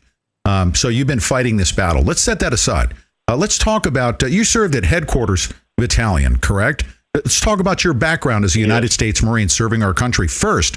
That's going to set the stage because they could easily demonize you as a, whether it be, they use these Saul Alinsky terms to shut you down. And now they're calling Christians members of hate groups. But let's talk about your service to our country.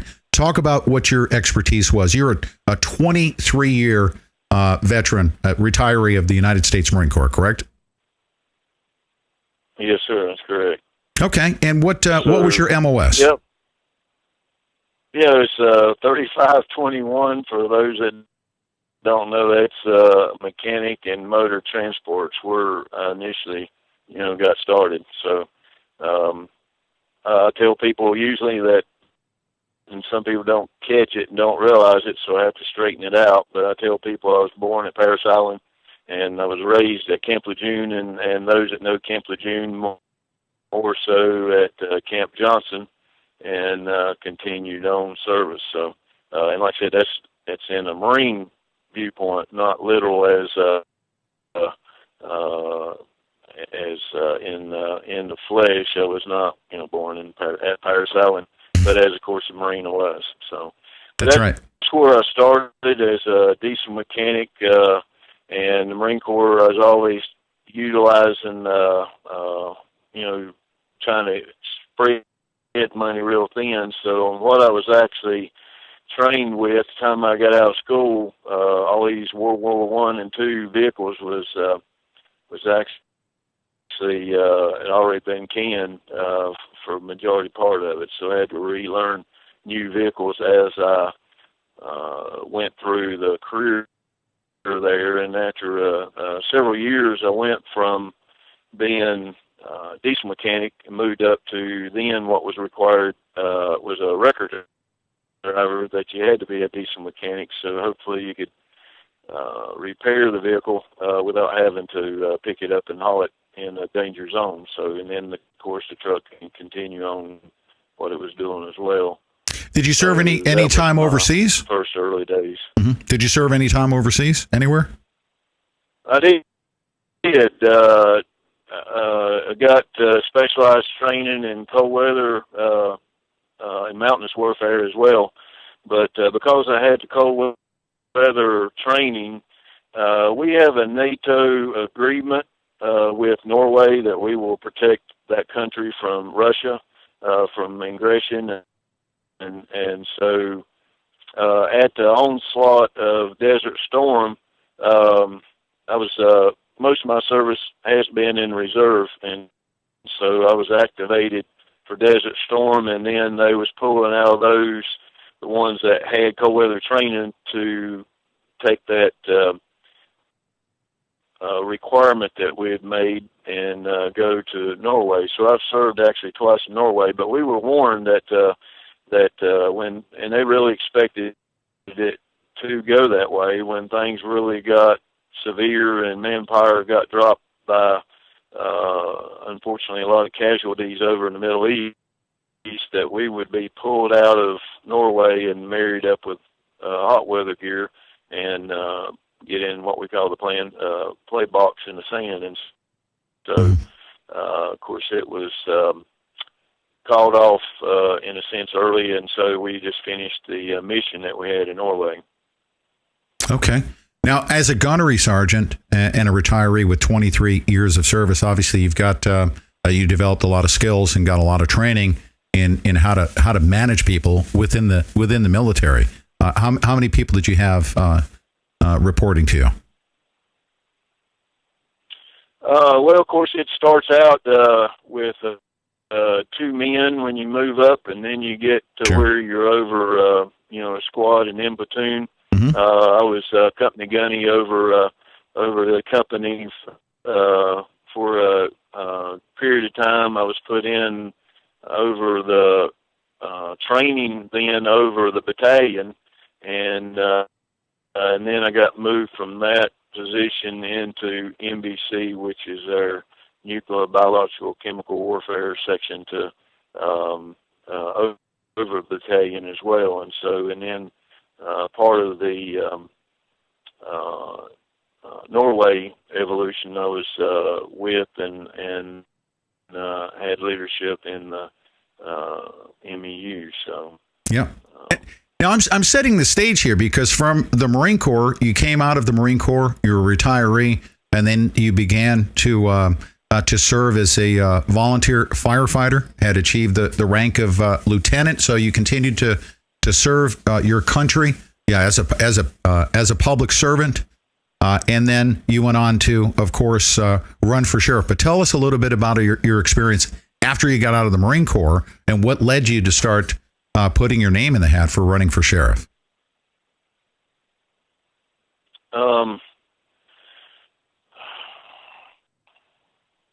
Well, I've joined, and I've lost count. I should have maybe kept count of it, but I've joined so many different groups, patriotic or in different aspects of things. I'm a lifetime member of the American Legion, and I'm thankful for that group. But they at every meeting that we are at anyway, we have a code that a pledge that we say and stuff, and it's still saying that we're going to protect the Constitution, which I'll mention. The military of the United States has done a fabulous job of protecting the Constitution, our homeland, against foreign invasion.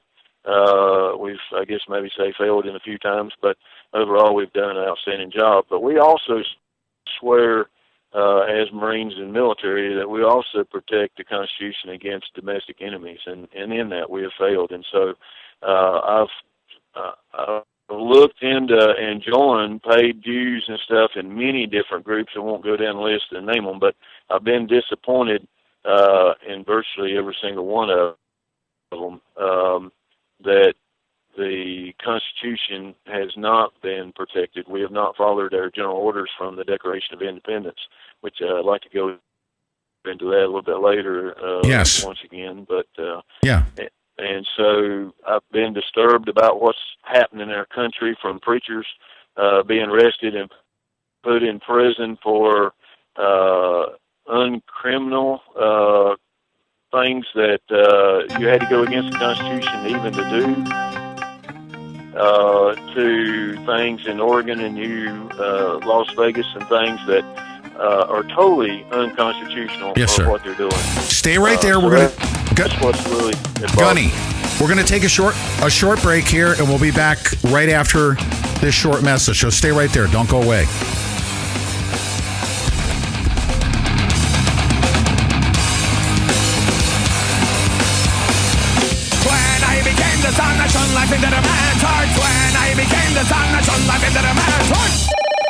Northern Tool and Equipment. My girlfriend has given me a pet name. I'm afraid to ask. Snuggle Muffin. No, it isn't. And she uses it in public. Okay, so give your girlfriend a pet name she'll hate, like Thunder Chunky. I couldn't do that. I see. Too harsh for Snuggle Muffin. Okay. Drown her out with a 200-mile-per-hour cordless leaf blower. Got it. Here she comes. Hey, Snuggle Muffin. What are you doing, Snuggle?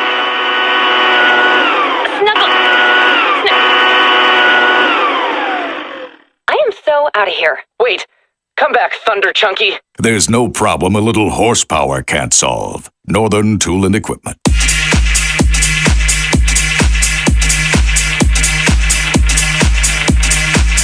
That's all, folks.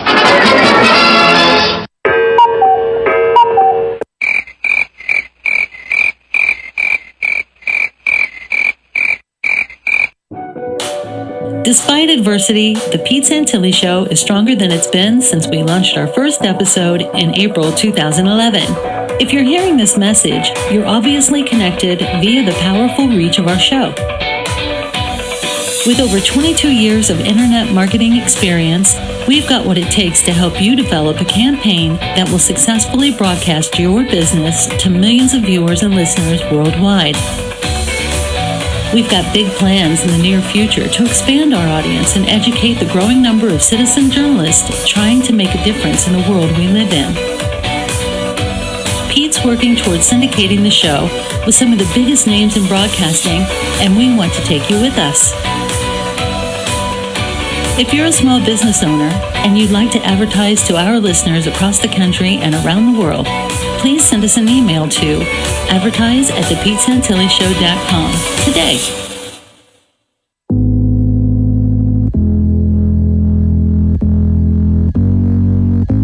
Pete Santilli is a right-wing radio host. Now, if you think other right-wing radio hosts are over the top, wait till you get a load of Santilli. Miss Hillary, the freaking biggest on the face of the planet. I mean, what? I think that's all. What you just said is one of the most insanely idiotic things I've ever heard. Everyone in this room is now dumber for having listened to it. I award you no points, and may God have mercy on your soul. You're listening to The Pete Santilli Show. One small step for man, one giant leap towards the truth.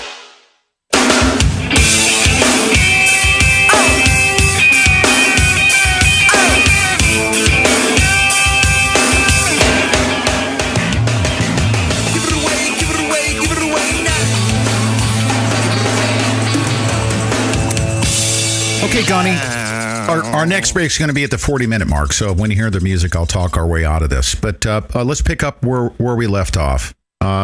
So you go ahead and continue on to tell your story. I've got so many questions for you here throughout the next 40 minutes or so. But carry on.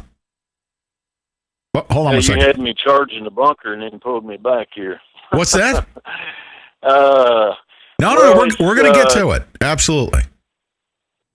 Yeah. So, but anyway, you got to do those things. It's just like I said, I've just been totally disturbed with what's going on across our country in the heartland of even, I guess you say, the Bible Belt as well.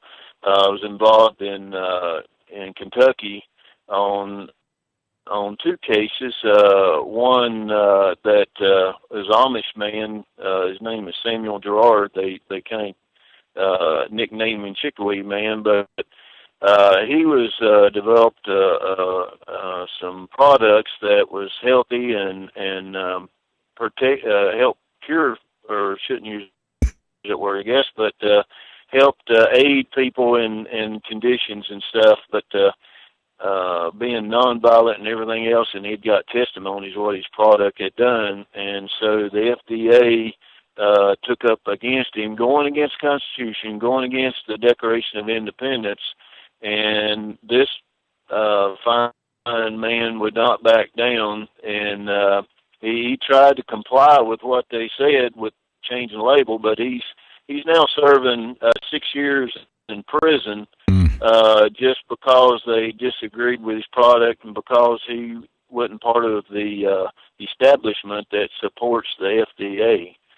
And they came and raided his home and had all his children under machine gun point. And the children are terrorized, and they're from that, and they wake up in nightmares. And when a vehicle with a light on top of the vehicle comes in anywhere their proximity, they're just terrorized that it's they're going to come with their guns and point them at them and stuff again. So all these different issues that there's so many that I could get into, parts that I know and parts that I was personally involved in. Some people use the word boots on the ground. That and knowing the corruption that's even involved in my local county, I had tried to get some different ones that I had some respect for. One of them was a retired Marine, and he for medical reasons couldn't do it and stuff, and so it just got on my plate and my heart. You know, if I'm asking someone else to do it, as Marines, we just don't order somebody to do something. Mm-hmm. We lead the way, and so come to conclusion, my life has been directed through many different circumstances of all I've been through, that I need to rise up and run for sheriff to bring the Constitution back as it should be and supposed to be, at least in this county, and hopefully be an example to our other 99 counties in North Carolina, and then hopefully will spread to other states as well. Gunny, let me ask you a question as to your knowledge, and I've learned a lot over the past several years in ways we can't even talk about during our discussion here. But I've learned about the true power constitutionally of the sheriff. Who do you also believe that the sheriff is the highest law enforcement official in every single county in the United States of America? Do you believe that? Well, belief gets into personal opinion. Yeah. So, but to state it as a fact, it is a fact. The sheriff is the highest law enforcement officer because he's elected by the people to serve and protect them as a servant, and there's no other office that does that. So, and throughout even history of America, going way back, the sheriff was sometimes the first one that people went to, and it definitely was where, as they say, the buck stops here, and they even, when they needed to, assemble a sheriff's posse to enlarge their force to be able to go after criminals. Mm-hmm. So it's not just a belief, but you. One thing that. Mm-hmm. Go ahead. Yeah, but that's one of the things I'm going to be looking to do as well, is have a sheriff's posse force to handle the issues of the day that's going on even in our county. For some reason, we have a lot, especially in those, any counties close to major metro areas. Unfortunately, the larger counties have so much money flowing to them. They've also elected liberal or leftist-leaning sheriffs that are more beholden to the federal coffers and the money that they get and the equipment and so on and so forth. And they've compromised their constitutional principles. When you're running for sheriff, knowing what you just said, you said it is a fact. I'm the highest law enforcement authority. I mean, ultimately, you need to have a diplomatic relationship. But ultimately, you're going to be beholden to your constituents that voted for you to protect their life, liberty, and property. Yes or no? I mean, it adds something to what I just said. I put words in your mouth, essentially. Well, just added one little phrase left of the Constitution, and it's called due process. And that's where many people, if they ought to be arrested or something other, then they're supposed to get due process. And all these situations that have named, and even on the program that you had here the other day of Waco and stuff, there's not been due process. And so the sheriff holds off whoever use what's the words, but whoever it may be that's coming inside the county, it's his duty and obligation, as well, even a privilege to protect his constituents that elected him, to make sure that they get due process and their rights, their life even, are not threatened, even by these outside forces. Yes, sir. Now, also, we've had instances over the past several years where, like with Waco, for instance, that's 25 years ago, of course, where the federal government comes in and asserts their authority, and in a couple of instances at Bundy Ranch, as well as the Malheur National Wildlife Refuge, the sheriff surrendered in Malheur surrendered his authority to the federal government, and ultimately they came in with military force, and someone died. I'm going to ask you this question: if you were the sheriff in any particular county, and the federal government, comes in and they ask you, hey, can you just deputize us and just give up all of your constitutional authority? What would you do in that circumstance where you're asked to do that? Well, the clear answer is no. Many of these, as you just stated, are a clear and present danger. And when they're training and militarize their force, as we were trained as Marines, and that they're trained many times, and I've heard this from different people in different levels of law enforcement. A lot of times they're trained for a 3-shot, two to the chest and one to the head. It's not about de-escalating a situation or anything else. They're of times have just become an executioner. And those sheriffs, even though for whatever reason they thought they had to, they thought they needed to, or whatever it may be, in all these situations, when someone dies, that blood is on their hands. And so for the outside force to come into my county, no, they would not be allowed to for sure take over the situation. And majority of situations, even the ones we've even seen, they was not even needed. Even in Waco, the sheriff had already said that the Davinians was not a danger or threat, and had already been on the compound and everything else. So that's right.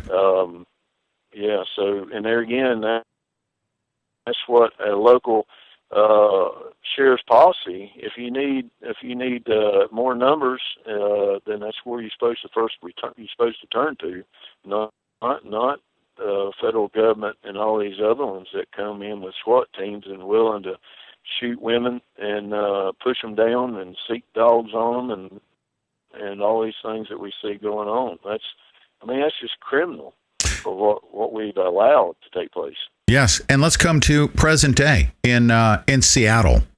Seattle police have taken the distinct honor of being the first law enforcement agency in the state of Washington to put an extreme risk protective order, it's called an ERPO, into practice by forcibly confiscating the guns belonging to a Seattle resident without a warrant, without arrest, or without criminal charges. This new red flag law, are you aware of it? This stuff is, they're attempting to steamroll the country with these types of gun confiscations. You as sheriff, or what message can you convey to other sheriffs as to what their obligation is constitutionally to protect the life, liberty, and property of the citizens in a county? Well, some states do have a little bit different situations, but basically, and especially here in North Carolina, the sheriff is over the county. So even a local city police force, they ultimately answer to the sheriff. The police are hired by a city council or city manager or something of that nature. And so if they do anything unconstitutional, virtually they have to answer to the sheriff. Mm-hmm. So anyone who is trying to deprive anyone of their weapons, of course, we know that is just totally unconstitutional. And that goes back to due process again, and also, as you mentioned, a warrant. But yeah, even a warrant, a sheriff needs to question it, because as a Marine or any military personnel, we have a duty to disobey any unlawful, which would be basically unconstitutional order, no matter who it comes from. So sheriff's deputy or even a police chief, if he's been ordered by any city officer or any policeman, if they know something's unconstitutional, they may lose their job, but they have a duty to stand down and to not go against the Constitution and infringe any one of their rights. Let's talk about we're going to, of course, not just touch on the Constitution. It's the entire theme of this this hour. But Gunny, I'm hearing some very, very disturbing things from some friends of mine who were told that because they were with a group of people with pocket constitutions, they were declared to be radicalizing. What do you say to those that even our public servants within the government that are being told that those that are constitutionalists are radical, that Christians, now by the Southern Poverty Law Center, are being deemed to be part of a hate group? A constitutional Christian should have you on a no-fly list at this point. This is the current state of affairs in America. I want you to speak to, because I am the most listened to radio talk show host, hands down, this is indisputable, by federal government employees, some of whom are paid to listen. because of conversations like you and I are having.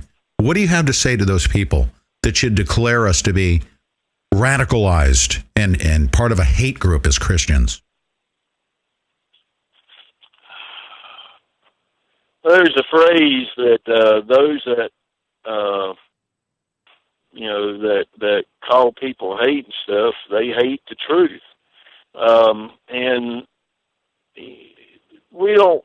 No one that really that is able to read needs a judge, no matter what level that judge may be, or any other quote unquote official. Which official is a public servant. Everyone needs to understand that they're not a dictatorship or a king just because they get elected or appointed or whatever it may be. They're a servant. But all we need to do is go back, and the Constitution is our foundation. That is our bedrock. So we all need to read that document, and we need to understand it. And if you have any questions, at least especially the Bill of Rights, then what we need to do is go back to the dictionary that was written during that time frame, which is Noah Webster's 1828 dictionary. Look up the words for their meanings, and I promise you, because I've done it, the depthness of a word that they had back then means sometimes nothing of the shallowness that we use it for today. And people would know where we're supposed to stand, and like I said, that is in the Constitution of itself is called the supreme law of the land. So for us to get away from the Constitution means we have no law. We're not a republic, and we're under some sort of tyranny and dictatorship, and we're being, of course, lied to when that's not going on. So I encourage everyone, but any of those who that has a position, they need to understand that Constitution and not be an enemy of the people.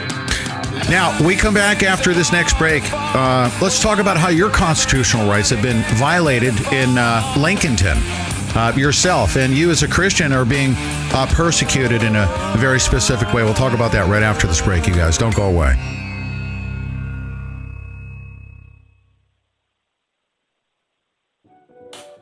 Despite adversity, the Pete Santilli Show is stronger than it's been since we launched our first episode in April 2011. If you're hearing this message, you're obviously connected via the powerful reach of our show.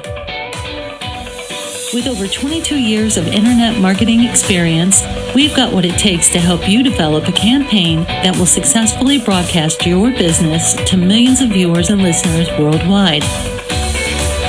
We've got big plans in the near future to expand our audience and educate the growing number of citizen journalists trying to make a difference in the world we live in.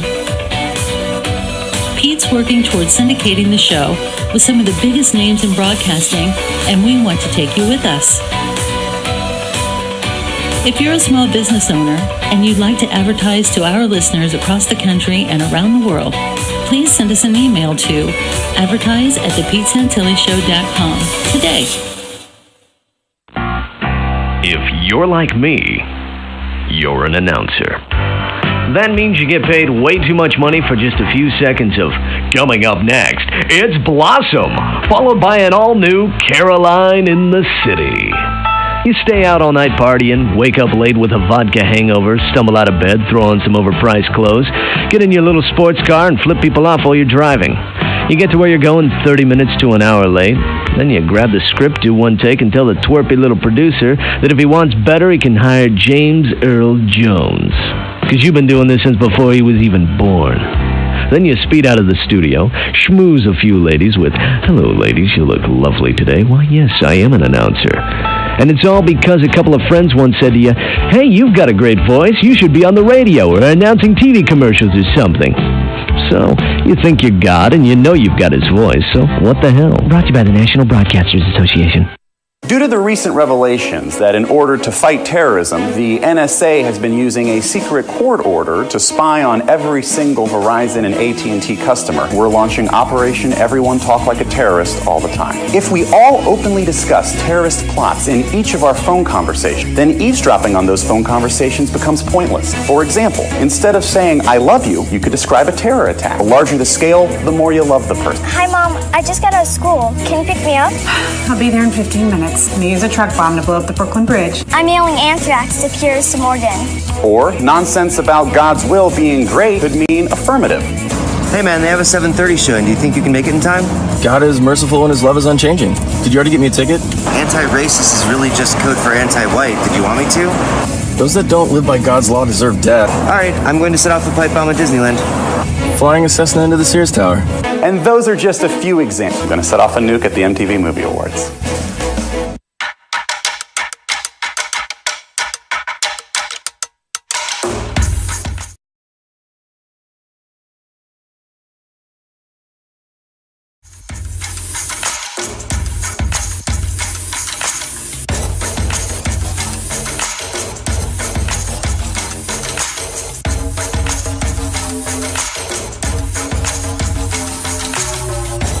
With Gunny Allen Hoyle. He's a patriot. He's a 23-year retired U.S. Marine Corps gunnery sergeant, a veteran of the United States Marine Corps. And he's serving our nation right now. As far as I'm concerned, this conversation we're having, this is the most important time in my lifetime where we need to be having this open and honest discussion. And Gunny, I'm going to bring you back on here. And if we could take the remaining balance of this segment and talk about something I'm going to put up on the screen here for our viewing audience, something that happened in your local township, if you do call it a township, of course, in Lincolnton. Here is Gunny Hoyle, Allen Hoyle for sheriff. I draw the line, but here's the title of the article: an ordinance that was published in the Lincoln Times News. An ordinance amendments to address street preachers up for hearing. Lincolnton City Council will conduct a public hearing on Thursday night. This is back in November, regarding a proposed amendment to 2 city ordinances that could address recent complaints about street preachers at public events. And Gunny, tell us that story. I mean, that's just a straight up direct violation of not only your freedoms of speech, but freedom of religion. Tell us about that story and your experience in Lincolnton, and were they successful in implementing that change to the ordinances? Let me back up just a hair. Yes, sir. About a year prior to that, our current county sheriff tried to end up doing the same thing, that he wanted anyone who would stand on the sidewalk, stand on the side of the road, or anything of that nature to do whatever they wanted to do, and go into door houses and stuff of this nature. They had to come to him and pay a fine or fee to be able to do that, which we was able to rally a few people, and the county commissioners basically tabled it. They didn't really do away with it, but it's basically tabled. So we kind of got away with sort of a win there.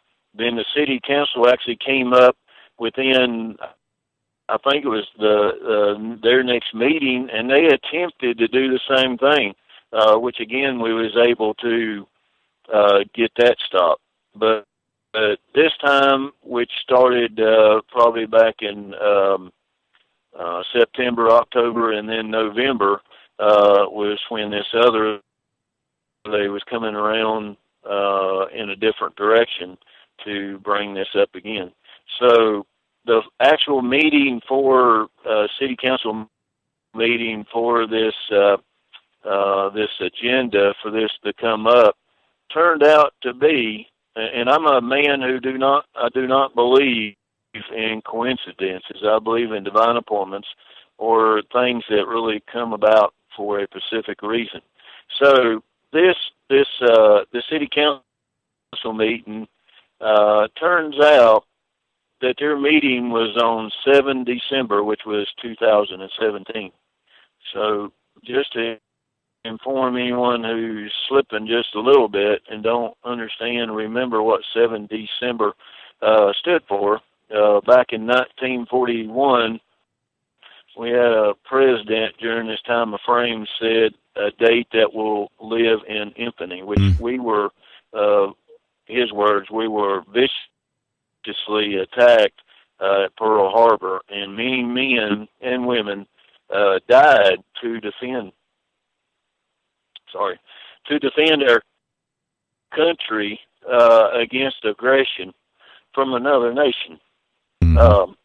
And I even went into this meeting in a Marine Corps uniform because I had swore an oath to protect the Constitution, of which all these lies that have from 1941 and before and after that have suffered by loss of limb or loss of life, and they had the audacity to be bringing this up in just a full assault attack against the people in the Constitution, and it just bothered me greatly. And I even used knocking on the desk that was there in symbolism of men who were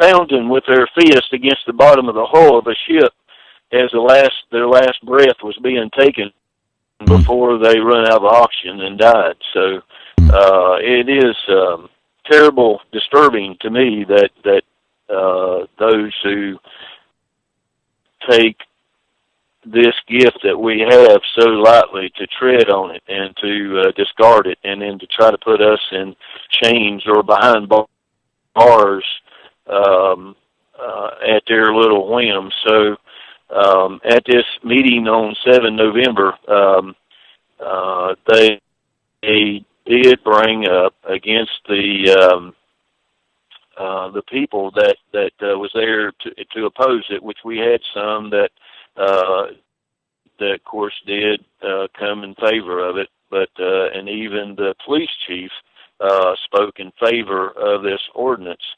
and the room was overfilled to where people had to stand outside the room, which should violate some at least principle that the people of Lincoln County and the city of Lincoln could not even go in or could not even hear what was transpiring, and some actually left because they couldn't hear.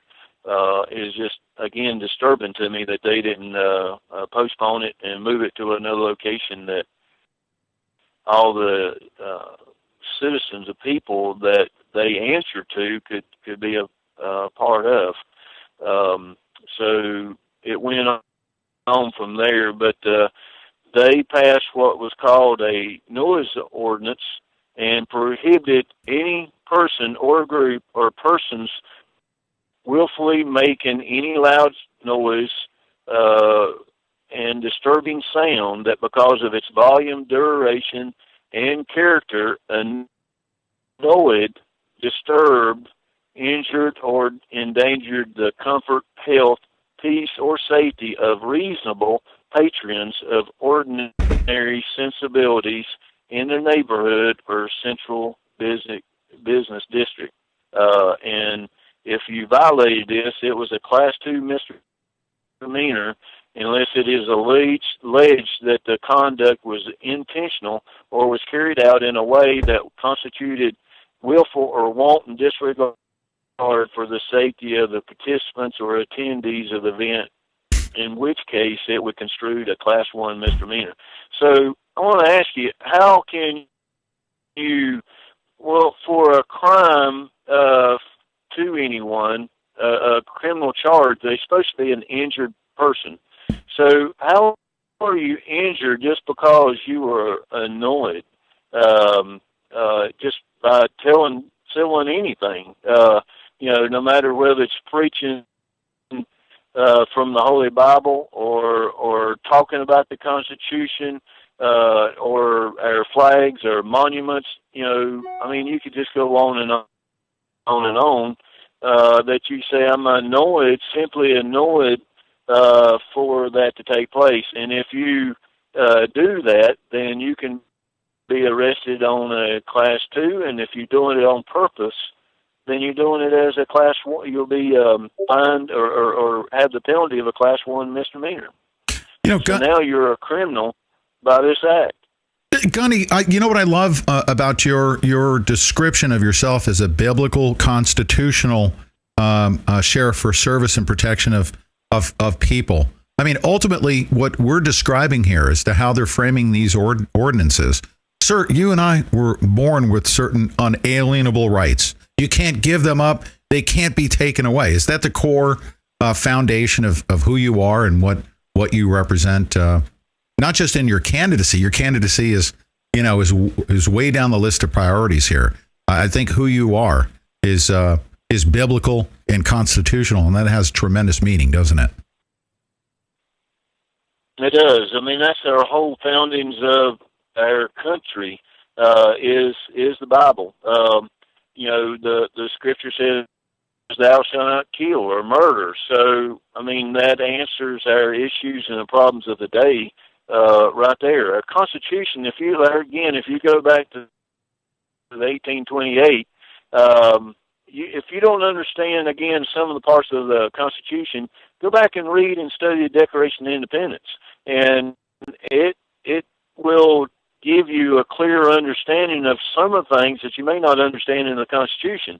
But if there's an individual word, go back and look it up again in Noah Webster's 1828, or you can also go to Blackstone's legal dictionary that lawyers and judges at one time was trained on, and what they use for their definition words in courtroom.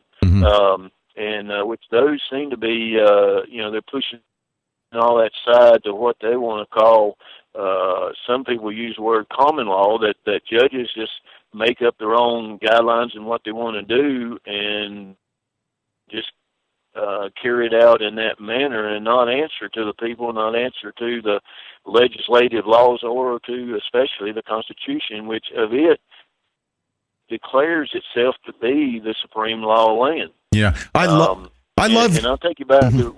Go ahead. No, I love that you're suggesting that people need to go back and understand that that words as they were defined. I mean, they've hijacked our language. Is essentially what I'm trying to say. You're understanding that. You're recommending to people that they go back and take a look, not just in our history books, but even in our dictionaries. The dictionaries and the meanings of words back then compared to the way they are now. It's very important we understand how things have been changed. But, here's what I want you to do. The remaining balance of the next 5 minutes or so for our listening audience. Everyone's real frustrated, Gunny. I know you understand that. Marine to Marine here. I'm going to ask you to appeal to our listening audience. You're making great recommendations to get self-educated. Tell everybody what we need to do to get ourselves right.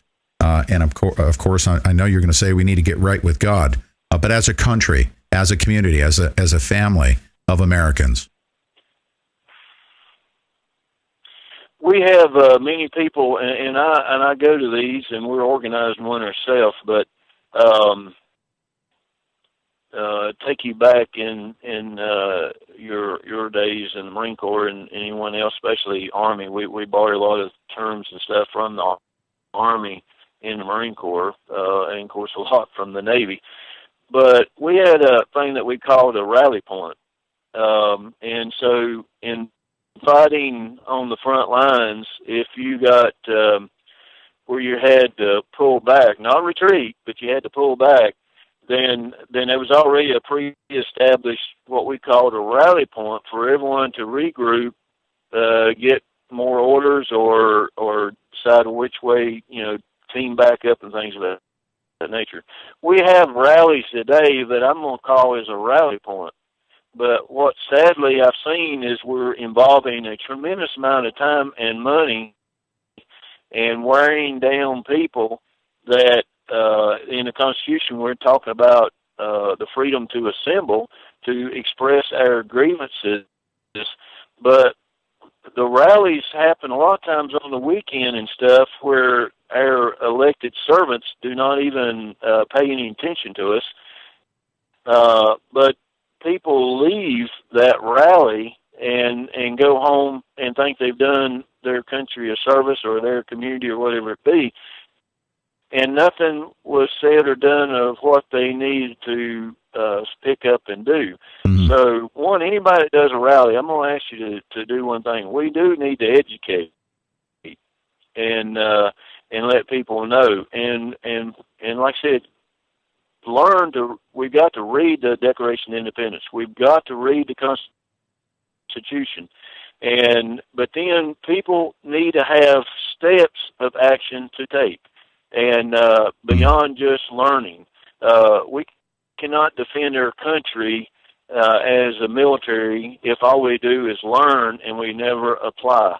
So the Declaration of Independence, what these fine men did is that they listed the charges, the offenses, that they were even taken to Parliament and to the King's courts against what was happening to them and what was being done. So they listed these, in their words, said, so that the world will know and understand all the offenses that we have suffered, and to the point where now we have had to declare ourselves to be forming a sovereign nation of our own self. Gunny, do me a favor.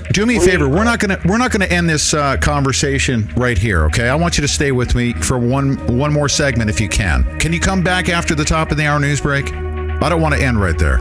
Yeah. No, we need to continue this discussion. This is probably the most important part of our discussion as to how we were founded, what our founding fathers basically gifted us. It's been a blessing from God that they were divinely inspired to draft what I believe is a constitution that is a gift from God. And what are we to do with it? Are we to ignore it, or are we to implement what they've expected us to implement? I'll be back with Gunny Hoyle right after the top of the hour news break. Don't go away.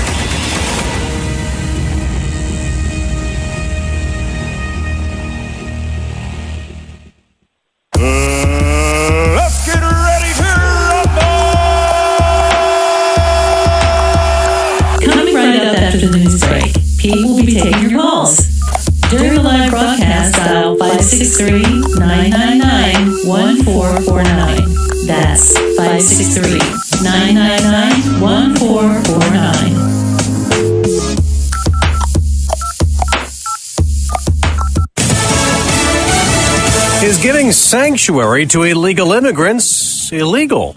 I'm Dave Anthony, Fox News. The U.S. Attorney General thinks so, and he'll go to California today after filing a federal lawsuit challenging the state's new laws. Fox's Rachel Sutherland live in Washington.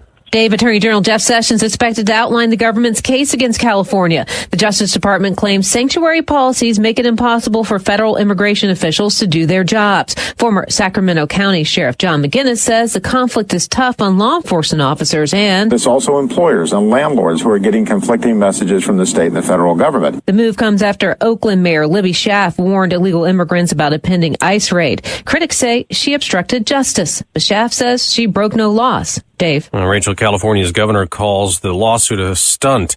President Trump tweeted this morning, "We must win again," detailing all the factories and jobs lost in recent decades as he pushes for new tariffs on steel and aluminum imports. The European Union says it's ready to retaliate, targeting American products like Harley-Davidson and Levi's. The president's own economic advisor is against his plan, and now Gary Cohn has resigned. The White House says that he'll be staying on for a few more weeks, though, transitioning to a new economic advisor who will come in. We don't know who that will be just yet. White House officials say that this has actually been in the works for several weeks now. Fox's John Roberts. Wall Street doesn't seem to like the news. Stock futures way down before the opening bell.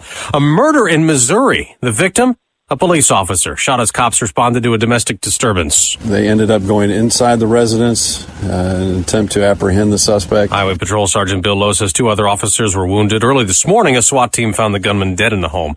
The porn star who claims she had an affair with Donald Trump years before he was elected president is now suing him, trying to invalidate the non-disclosure agreement she signed, preventing her from discussing the alleged relationship as the president's attorney paid Stormy Daniels using his own money. Fox News. Fair. Are you hiring, posting your position to job sites and waiting for the right people to see it? ZipRecruiter knew there was a smarter way, so they built a platform that finds the right job candidates for you. ZipRecruiter learns what you're looking for, identifies people with the right experience, and invites them to apply to your job. These invitations have revolutionized how you find your next hire. In fact, 80% of employers who post a job on ZipRecruiter get a quality candidate through the site in just one day. And ZipRecruiter doesn't stop there. They even spotlight the strongest applications you receive so you never miss a great match. The right candidates are out there. ZipRecruiter is how you find them. Businesses of all sizes trust ZipRecruiter for their hiring needs. Right now, our listeners can try ZipRecruiter for free. That's right, free. Just go to ZipRecruiter.com/newscast. That's ZipRecruiter.com/newscast. ZipRecruiter.com/newscast. ZipRecruiter, the smartest way to hire.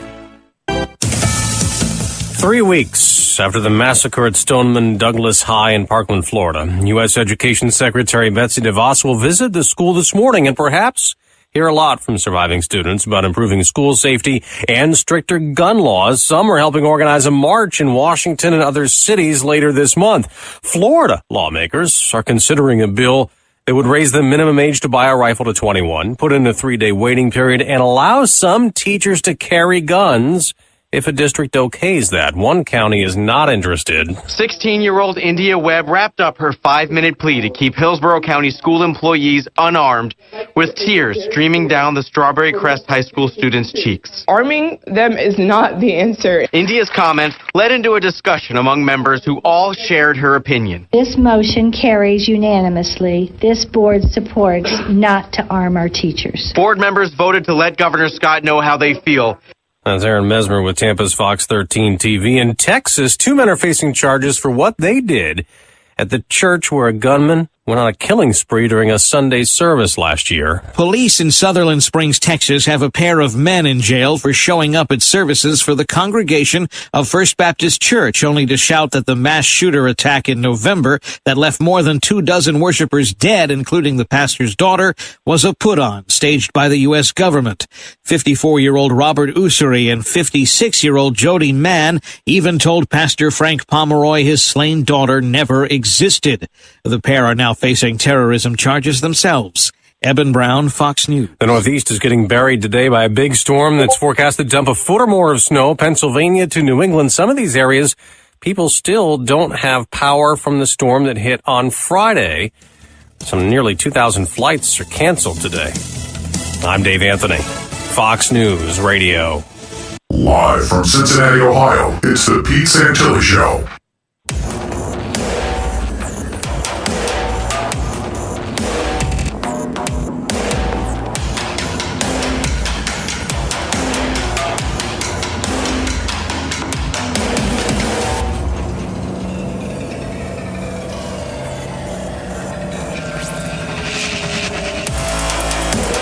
Okay, I'm back with Gunnery Sergeant, retired Alan Hoyle. He's a patriot, a United States Marine. Sir, I'm going to open up this next segment by stating the following.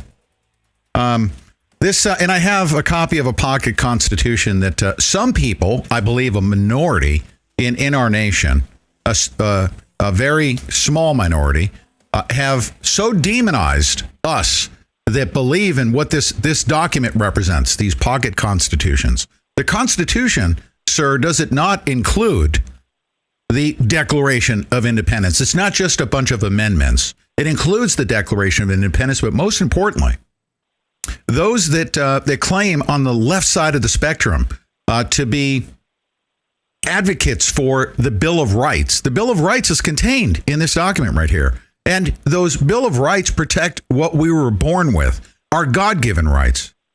And it cannot come with something that is godless. We didn't come from a rock. We were created, and we were born with certain unalienable rights. And that's what I believe this document represents. You can't separate the fact that our founding fathers were divinely inspired to put this document together to protect what is at our core, in our soul, so that tyranny can't come upon us and take away our right to come and go freely, our right to speak out in our beliefs, no matter what they are, freedom of religion, freedom of speech, freedom from oppression, freedom from unlawful search and seizure, and so on and so forth. Sir, what we're talking about here is very, very important. When you talk about the Declaration of Independence and how we were founded, this basically outlined exactly how we were oppressed, how the king in England, and they listed very specifically as to what they did to a people, and they said, you know what, we were born with certain rights, and we're gonna protect those, and we're gonna denounce what you're doing to us. So talk to that. We'll take this this entire next segment here until the break, and I appreciate you staying over, sir. Thank you. Gunny, you there? Let me, if anyone wants to get in touch with me, my website is sheriffhoyle, HOYLE.com. And, I'm fighting the establishment here in my county to stop this corruption. And I'm hoping to be able to help people outside the county as well as outside the state in problems and issues. And you certainly are by having this discussion. We've got to understand there's opinion. I'm sorry. No, and you certainly are by having this discussion. Yeah, there's called opinions in law. Everybody is okay to have opinion, but when it comes to something we got to be regulated by or whatever, then we got to go to the law. And the highest law in America is the Constitution. It declares in itself to be the supreme law of the land. So how can we enforce speeding ordinance or law, and yet we don't enforce the supreme law of the Constitution? So going back to the Declaration of Independence and looking at it to what we should be doing today, I want to remind everyone that some people use the terminology and say a judge is on the bench for life, and that is not true. The Constitution says they can only hold that position as long as they're doing good behavior. If they present bad behavior, then they must be removed. So we have, and that also applies to senators, representatives, no matter who they are, and if these officers, they have a job description and they take an oath that they're going to do that job. If they do not do that job, it's called perjury, as misdemeanor in most places that can remove you from that office. But if you go against literally the Constitution, as so readily is going over and over, I mean, you shouldn't even get a slap on the hand. I mean, that's called treason. And at least one time, that was punishable up to death.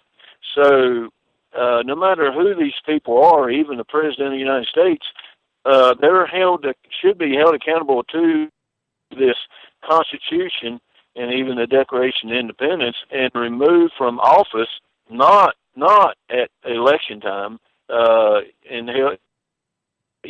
it should be during that term, whenever they have done this violation, this criminal offense, and removed when there's an investigation done, enough evidence, then that's when they should be removed and charged. So I want to remind people of that, and our rights, as you said, Devil Dog, they cannot be taken away. But we do know, as you personally have experienced, you can be punished in a sense of the word for your rights, but they still have not been taken away, and that's why we've got to really stand, as many people have, and Haman's and like I said, the Samuel Gerards and all these other ones that's in sometimes even prison today for not bowing, and that should give us all courage to come to their defense, but whoever has violated these people by going against the Constitution, by going against their oath of office, they need to be removed for and by and with these charges and held accountable. You know, a criminal that breaks another law, whether it's stealing or whatever, if you just said, well, you're going to allow them to continue on a week or whatever, or even burning buildings that we've seen in the United States until a time frame, I mean, that should not be taking place and generally is not. Well, neither should we allow an elected servant to break the law and get by with it. We also been told that when people fear the government, there's tyranny. And many people have fear of the government. I'm running as an independent, so I've got to get 2,300 signatures to get my name listed on the voting ballot. And many people I've talked to, some people are literally afraid to sign even a petition that supposedly no one sees but the election board. They're afraid to put their name on there lest they lose their job or some other retaliation. But also that same phrase goes on to say, when the government fears the people, then we have freedom. Well, there's no way to make these a peaceful way to make our elected servants fear the people other than we rise up and file charges to have them removed from office. And I've heard some people say, well, the court system's corrupt. And we know that they are. But if we will not back down and not tolerate it, and when the judge does the same thing with perjury and treason, then we file charges against them, then, and get our representatives to rise up and remove them from office. And if they don't do their duty, then we remove them. Then these elected officials will fear the people, and we have freedom, and where we can rejoice. And it's sad when we sing the songs and everything else, home of the free. We're not free today. And home of the brave. Where are the brave today? That we've had such a limited number, and those that are brave and that will stand up for freedom and liberty, or Constitution and the Declaration of Independence, then when they're hijacked and murdered or kidnapped and then put into a ransom sale to where you have to pay a fine, ransom amount of money to get out on bail, and especially when it's in excess, or held in a jail. It's just totally unconstitutional, and then it's destructive to the people. And I want to speak to any law enforcement. The military, the United States military, goes by what we know as the Geneva Convention, which means that we will treat people humanely, and we will take prisoners, and we'll treat them many times better than what they have been treated before. And so that has come to our aid in the United States time and time again, and even over in Iraq, that soldiers were surrendering, and they were destitute, hungry, and thirsty or whatever, and they surrendered and got fed and got water. If we bring that down, well, let me go on to other countries that did not abide to that. People was willing and knew they had to fight to the death because they was facing death if they surrendered. So if we look at that on a local level with the law enforcement, if the people that are breaking the law, now of course we know this may not apply to every single person, but generally people who break the law and know they're breaking the law and know they've been caught red-handed with it, most people would back down and surrender if they knew that they were going to be taken care of. They still had their rights. The Constitution would still protect them, and they wouldn't get held for charges that they don't deserve or whatever, or forced to take a plea bargain, many times that would happen.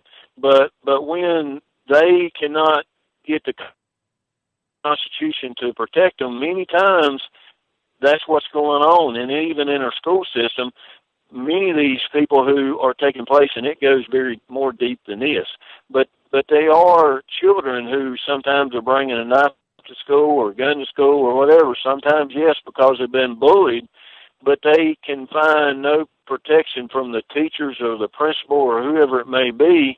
And so and even their parents sometimes, if they have any parents at home, so they feel like they have to protect yourself. No one else will protect them unless they join some gang or enable themselves to do it. So it comes down to this, that we have to stand up for each other. The Scripture calls it to love our neighbors as ourselves, which is the second greatest commandment. So if we would only do that, if we would only know and learn and operate in the Constitution, then a lot of times law enforcement won't have to be concerned about their life, neither will the citizens. And in this other situation of people, I'm going to use the phrase of dark skin, we don't have 2 races or 10 races or whatever, even in the world today. We only have one race, and that's called the human race. And I like to remind people that no, there's no such thing as this made-up story of evolution, but we all have come from our Creator that even the Declaration of Independence declares. But because of that, we all have the same ancestry. We all came from the same parents of Adam and Eve at the very beginning, and then we also have the same parents of Noah and his wife after the flood. So we should not be all broken up and standing for one another and fighting and hatred and all this. That should not be. And I'm ashamed of the way even veterans were treated from Vietnam, and those that are of course, Marine Corps, we call it dark green. Yes, that's right. Or camouflage, right? Our brothers and sisters. Gunny Hoyle, you know what? I really like you, and I'm not just saying that. I've really enjoyed this conversation, and I want to bring you back on at a future date. I've really enjoyed it, and I think we need to continue it. People are frustrated. I think you offer great solutions to get educated, to be empowered in the strength of our people, for us to come together and to take action when we learn stuff. But I'd like to invite you back on, if you could. I've really enjoyed our discussion. So I just plead one final thing to people to get you a copy of the Constitution if you do not have it, with the Declaration of Independence. Oh, yes. Look those words up in Norris Webster's 1828 dictionary and Absolutely. Learn this thing for yourself. Thank you, sir. Oh, great advice. Great advice. We'll be right back with your calls. Ronnie McMullen here, talking to you about the immune system. As a talk show host, one of the major topics is health. It seems there are powers that be that want and desire the public to be sick. These are huge topics discussed on my show, but there is a way to combat this sick system. Life Change Tea. Life Change Tea is an all-natural product that gently cleanses your inside, gives you more energy, and builds your immune system. All organic and a natural weapon against toxicity. Customers have been buying year supplies to make sure they're prepared and healthy. Interested? You should be. Log on to getthetea.com. That's getthetea.com, or you can call us direct at 928-308-0408. That's 928-308-0408. On the Ronnie McMullen Show, these topics get covered. On the Get the Tea website, these topics are addressed. Get rid of the dis before ease. You'll just be left at ease. That's getthetea.com. Despite adversity, the Pete Santilli Show is stronger than it's been since we launched our first episode in April 2011. If you're hearing this message, you're obviously connected via the powerful reach of our show. With over 22 years of internet marketing experience, we've got what it takes to help you develop a campaign that will successfully broadcast your business to millions of viewers and listeners worldwide. We've got big plans in the near future to expand our audience and educate the growing number of citizen journalists trying to make a difference in the world we live in. Pete's working towards syndicating the show with some of the biggest names in broadcasting, and we want to take you with us. If you're a small business owner and you'd like to advertise to our listeners across the country and around the world, please send us an email to advertise@thepetesantillyshow.com today. You know, if you were to follow a busy doctor as he makes his daily round of calls, you'd find yourself having a mighty busy time keeping up with him. Time out for many men of medicine usually means just long enough to enjoy a cigarette. And because they know what a pleasure it is to smoke a mild, good-tasting cigarette, they're particular about the brand they choose. In a repeated national survey, doctors in all branches of medicine, doctors in all parts of the country were asked, "What cigarette do you smoke, doctor?" Once again, the brand named most was Camel. Yes, according to this repeated nationwide survey, more doctors smoke Camels than any other cigarette. Why not change to Camels for the next 30 days and see what a difference it makes in your smoking enjoyment? See how Camels agree with your throat. See how mild and good-tasting a cigarette can be. You're listening to The Pete Santilli Show. Pete Santilli, telling you the truth, whether you like it or not. Okay, we're going to take your telephone calls. At 563-999-1449. We have callers on the line, and I really appreciate you holding over. That was a great interview with a great biblical constitutionalist, Gunny Hoyle. And we're going to go to the 606 area code,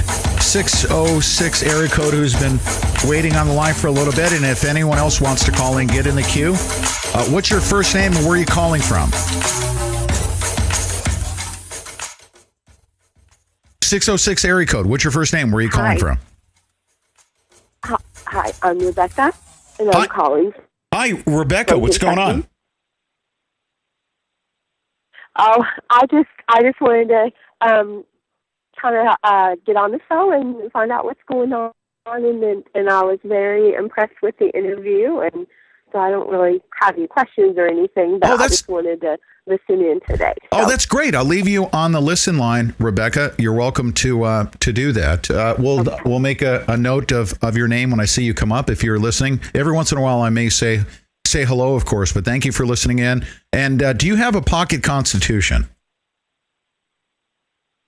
Yes, sir, I do, and I have actually read my Constitution, and I actually have not signed the back of the book yet, which I pledged to do, but I need to fully make sure I do understand everything. And I've only I've spent my life as a pampered, safe American girl who was never really concerned with that until some things happened in my community, and I began to really become aware of the tyranny that looms over us in dangerous, dark shadows. Gunny Hoyle offered the perfect solution. I keep calling him Gunny Hoyle. I hope he doesn't mind. Hopefully Sheriff Hoyle one day soon. But he offered a perfect solution in a very important time in our nation's history where people are frustrated. They don't know what to do per se. But I'm going to read something to you here before I put you back on hold. Article 3, Section 1. And Gunny Hoyle didn't mention something that was a conspiracy theory. That, federal judges, for instance, have lifetime appointments. It says specifically in Article 3, Section 1, if you read it, it says the judges, both of the Supreme and inferior courts, shall hold their offices during good behavior and shall, at stated times, receive for their service a compensation which shall not be diminished during their continuance in office. But good behavior is the key element. If you're ruling unconstitutionally, that's not considered good behavior in violation of the U.S. Constitution, and you don't have any lifetime appointment. At that point, you can be removed. So he was mentioning the supreme law. Before I go, I would say that something he brought out is really your safety, your wall of defense begins in your community with your sheriff. And I think that that's where it's at. And right now, people don't seem to see the danger, and people are being plucked off quietly all across this nation by wicked leadership, by evil men. But I think that just in listening to this today, the sheriffs are not on duty anymore, and you're not safe to eat. Like, everyone's afraid of anything, and everything intimidates them. But they are our line. They're our front line. They are our hiding place. Our sheriff is. Yes, thank you. I don't know how I could help with that, but I. No, that's what we need to do. And like I told Ghani, that by having the discussion, he's obviously impacting people. Well, we have listeners all over the world, but throughout the United States, not just his own jurisdiction. But it's a very simple, I call it even a cookie cutter plan. We literally inherited the solution to our current constitutional problems. We're in a constitutional crisis right now. No doubt about it. Thank you, Rebecca, for calling in. I really appreciate it. Let's go to, we got Mike Soror on the line. Mike Soror, thank you for calling in. What's going on, sir? Hey, what's up, Pete? How you doing? Hi, Deb. Hi. What's up? Sorry about the wait. Oh, no problem. No problem. That was important. I was cleaning and doing laundry. Oh, there you go. That's great. So what's on your mind? Yeah, it's boring. So I needed some, I don't know if you guys really want to know what's going on here, but I don't know if you had heard about Professor Doom. You familiar with the name? I heard some rumblings right before the show. I know who Professor Doom is. I haven't talked to him since right before I went to the Motel 6. Professor Doom was somebody that helped me out back in January of 2016 with this investigation into Hillary Clinton, Uranium One. He did a lot of work in that regard, but I haven't talked to him for years now. Okay. Well, he just went back to prison for stabbing a guy 5 times during a violent robbery. Wow. Back in February. Now, the thing about this guy, and that's why I think it's so important for you to know, is because there's the people that are putting information out, these articles out, things like that, are trying to link you to him, of course. Of course. In the mainstream media? That we talk about all the time. Oh, is it happening in the mainstream media? Is there a mainstream media report that says that? No. Oh, because that's where all the Saul Alinsky-ites are hanging out these days. So you're telling me that the Saul Alinsky-ites that are anchoring my name to that goofiness that you just described is coming in the form of articles out there. Great. Excellent. Mm-hmm. I guess they're learning from their masters. Right. Now, here's the thing, and this is why I wanted you and the other listeners to know, is because in the YouTube community, Professor Doom is very well known for investigations into everything you mentioned, plus Sandy Hook. Mm-hmm. But the thing is this guy is a very well-known, first of all, his real name is Philip Craigie. And Philip? He has threatened, what's that? Philip Craigie. Okay. He has threatened Lenny Posner, from one of the parents from Sandy Hook. Now, I'm not going to get into the Sandy Hook conspiracy, the hoax, or the truth. That's not what I'm calling about. I'm calling about this guy, and the people that he runs with are pretty dangerous people, and a lot of them are still out there. Yes. Mm-hmm. You've got one of the things that he had said to Posner was, and I quote, "When the war gets brought to your front door, don't start crying, don't start whining, just roll with it." He also is very well known for these people will message you with a link, which will then you click on this link, and it's an easy way to dox you, as much information as they can possibly get from you. Yes. He runs with a white supremacist group called the Nazi Lowriders. And his email is even NLR88, which we know what the 88 stands for. It's the 8th letter in the alphabet stands for Hail Hitler, which is an H. Yes. And then the 14 words, obviously, everybody knows about that. But I don't know that stuff. I really don't. Well, we're just finding this out. Yeah, I didn't even know that. Right. Well, a lot of people, I used to look into, like socialism and Nazism and things like that back when I was in high school. And so anyway, what happened with this guy was he ends up stabbing this guy 5 times in a robbery. He pleads guilty. He gets 10 years in prison. His wife, Samantha, driving the car, she gets let off the hook. There was also he's connected with or very close to Eric Wilkinson as well. Spitfire. Yes. Okay, and there's a video clip that's out there where Doom talks about putting a bunch of people on his scrub list. Yeah, Wilkinson finds it really funny. Hey, Mike, hold on a second. Let me do this, okay? Because I want to make sure, because our listeners are like, you were talking, 88s and scrub lists and all this other stuff, and everyone's like scratching their head. What does this all mean? If you don't mind, let me take it to. This is interesting you bring this up, because first thing this morning, Deb and I had a discussion about this. I'm going to put it up on the screen here. Hold on a second. I'm fumbling because this is an important point here. And I already said at the top of the show that we have people, conspiracy. First of all, I would never be associated with what you just described.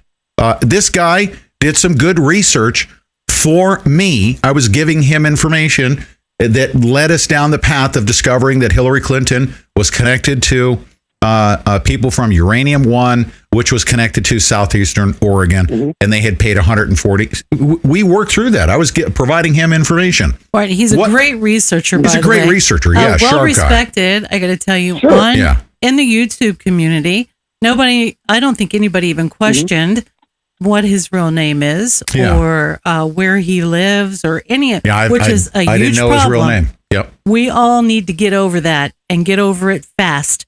Because you don't know who you're talking to. You don't know who you're talking to. And here's, if you don't mind me segueing to this topic, because this is what's going on right now. You just mentioned something that was most disturbing.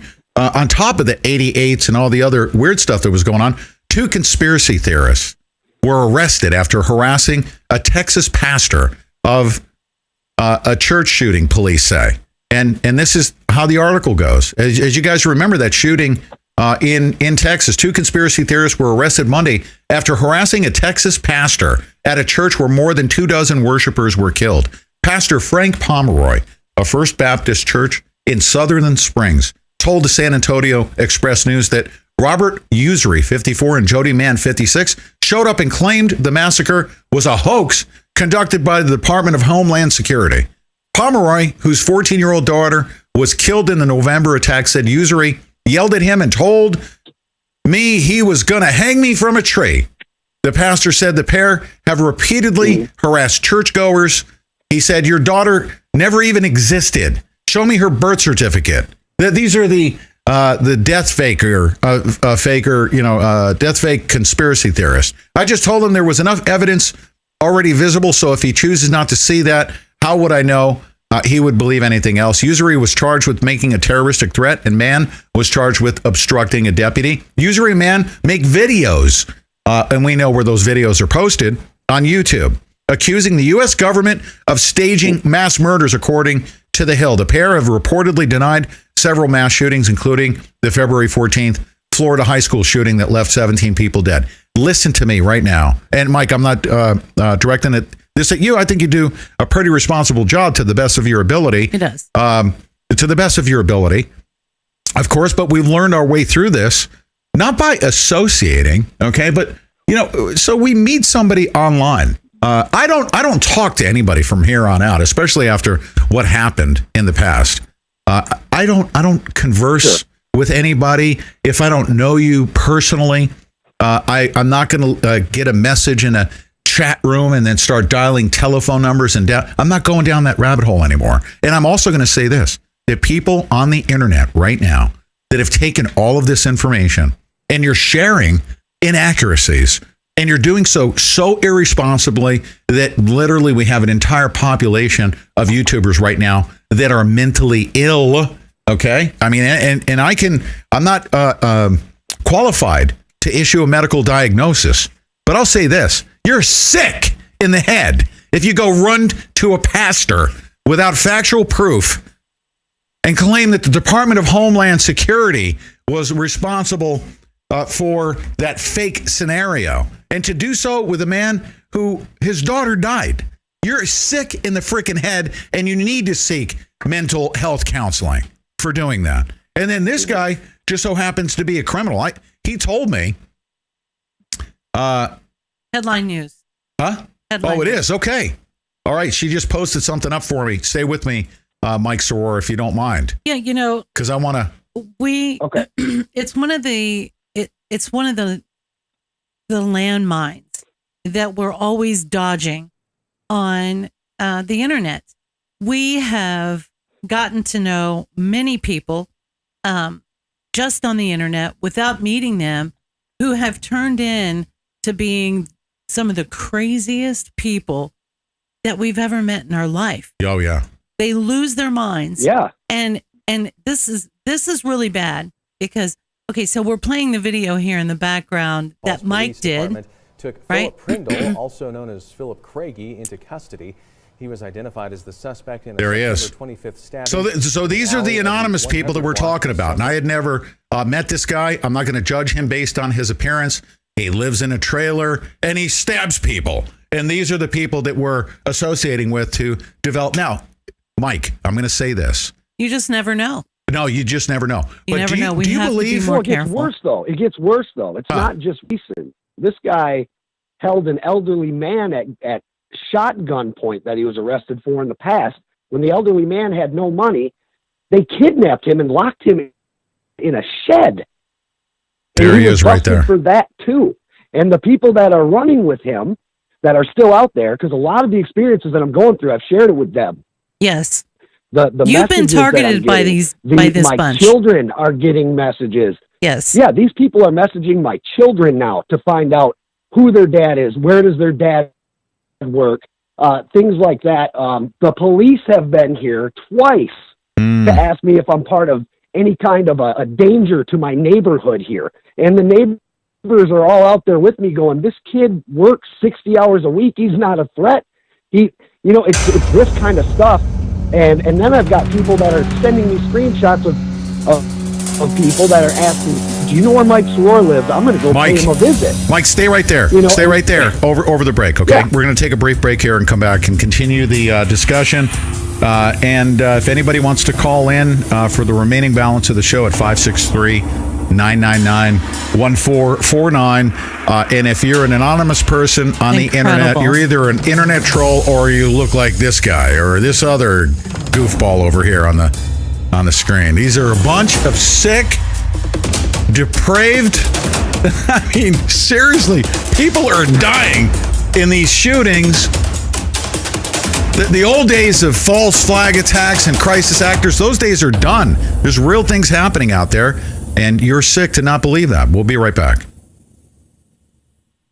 So are you tired of being tired? Well, then it's time to get the tea. Hey, it's Lisa here to tell you about this all-natural, all-organic tea I've been drinking that has had great results for over 20 years. It's called Life Change Tea, and it's specially formulated to help detoxify and cleanse your kidneys, liver, colon, and blood all at once. The colon is one of the most ignored organs in the human body. The faster that waste is eliminated from the body, the less time that waste sits in our intestines, spreading toxins to our bloodstream. This tea helps cleanse chemicals caused by outside intruders from our entire digestive system. And get this, weight loss can be a side effect. And with continued use of the tea, you can experience clearer, healthier, younger looking skin, increased energy, and a happier outlook on life. So if you're tired of being tired, get the Life Change Tea at getthetea.com. That's getthetea.com. And like me, you'll be glad you did. Despite adversity, the Pete Santilli Show is stronger than it's been since we launched our first episode in April 2011. If you're hearing this message, you're obviously connected via the powerful reach of our show. With over 22 years of internet marketing experience, we've got what it takes to help you develop a campaign that will successfully broadcast your business to millions of viewers and listeners worldwide. We've got big plans in the near future to expand our audience and educate the growing number of citizen journalists trying to make a difference in the world we live in. Pete's working towards syndicating the show with some of the biggest names in broadcasting, and we want to take you with us. If you're a small business owner and you'd like to advertise to our listeners across the country and around the world, please send us an email to advertise@thepetesantillyshow.com today. Hi, but not too high. This is George Carlin. I'm sitting here. I have on a yellow hat, a pink shirt, dark sunglasses, and an earring in my ear. And I'm going to tell you not to get into heavy drugs. Well, it sounds bizarre, I know, but there are other things to do with your life, other things to help you make it. Heavy drugs make it all worse, and they help you die. You're listening to The Pete Santilli Show. One small step for man, one giant leap towards the truth. Come on. Seriously. All right, so I have two issues right now. And Mike Sawar, thank you for bringing this to our attention here. I have two issues.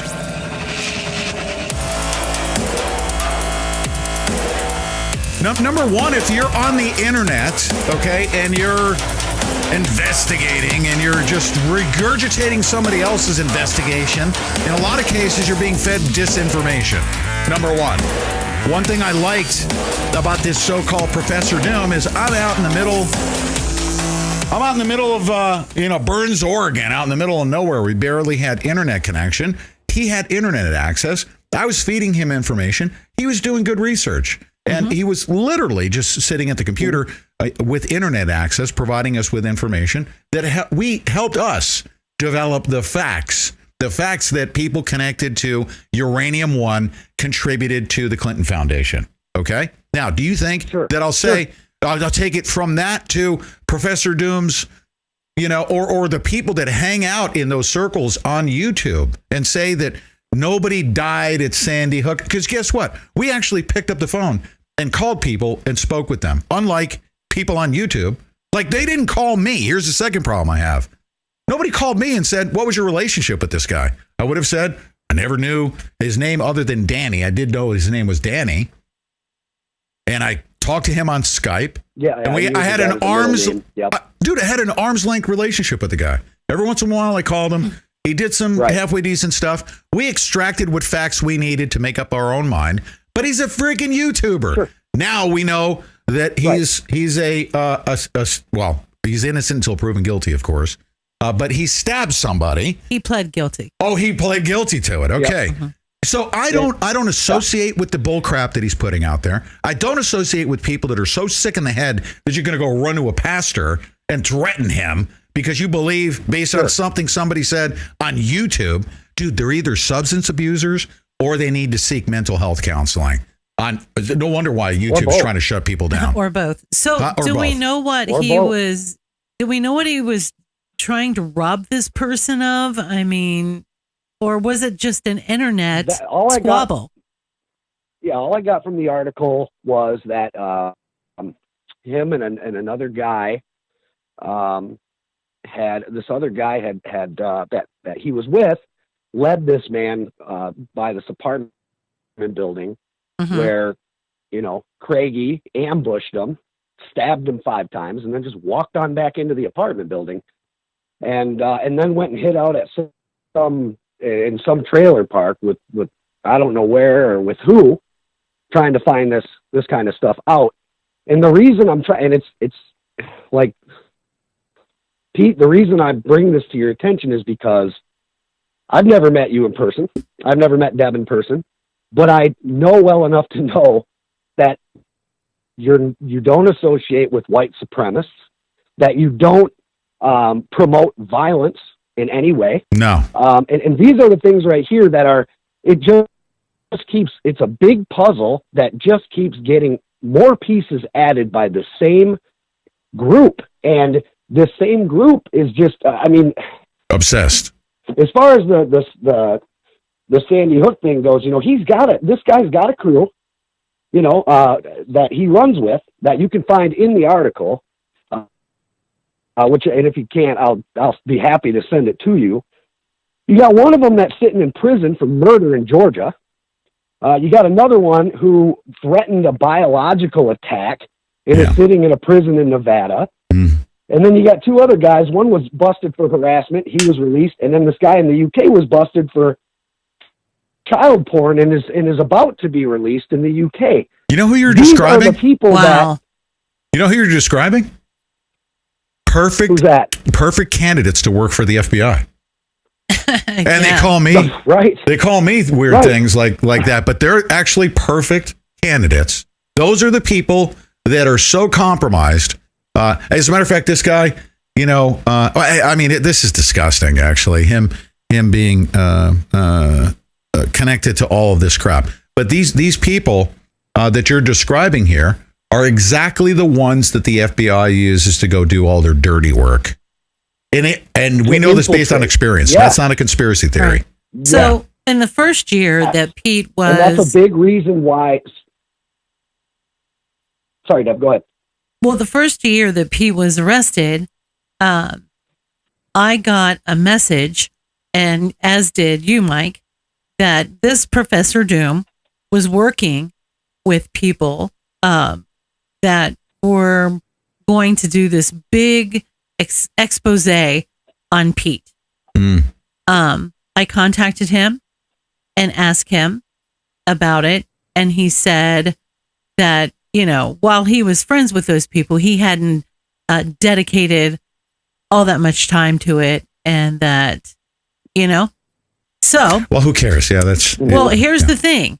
I never heard him publicly say that either. It was more or less through the grapevine of. Yes. You know how it goes. And that he was friendly with these folks, and that Anyway, I have not spoke to him since then. Well, anyone that's putting word I cut out off there, communication, in other words, on with you, him anyone that's putting forward. word, you said articles were written. Anyone that is connecting me to that is a Saul Alinskyite. If you are connecting the name Pete Santilli to that, you are doing the same exact thing as the Marxists do. Let's anchor Pete Santilli to something really bad and nefarious. Well, I'll tell you what, I want nothing to do with that. I want nothing to do with any of these people. Mike, I already told you, I was real nervous about even speaking to you. When I first got out, I was real nervous about even speaking to you. I know you and Deb have been connected, but we've talked maybe two or three times since then. I keep arm's length. I don't want to talk to anybody that I don't know. Until I really, really know them. You've done a good job, though. I mean, from what I've observed, but ultimately, I want nothing to do with these goofballs. I want nothing to do with the sick people on YouTube, and I want nothing to do with those that are on the internet. It's like a dunce cap on their head. When they're anchoring me to that, those are the Saul Alinsky'ites. They're going right out of the textbook. Yeah. So let me make this perfectly clear. Sure. Yeah. This guy had a great reputation on YouTube. He was a YouTube affiliate, part of a network of other YouTubers, right? He was in the same network that we are in, a very reputable. Well, there's a lot of people in that network, right? He has been an associate, if you want to put it that way, of hundreds of people on YouTube, not just Pete Santilli. Okay. Yeah. So the whole BS that they're trying to put out there and put that moniker on Pete is exactly what it is. Well, it's I guess bullshit. I'll take it for what he said, that he was going to come out against me. So he was against me. There you go. He did. We'll close the book on that one and move along. Yeah. So I wasn't affiliated with him. The only thing that bothers me the most is that, when people, want to slander me or make their little YouTube videos on me. Yeah, that's fine. Don't get a hold of my children. Keep my children.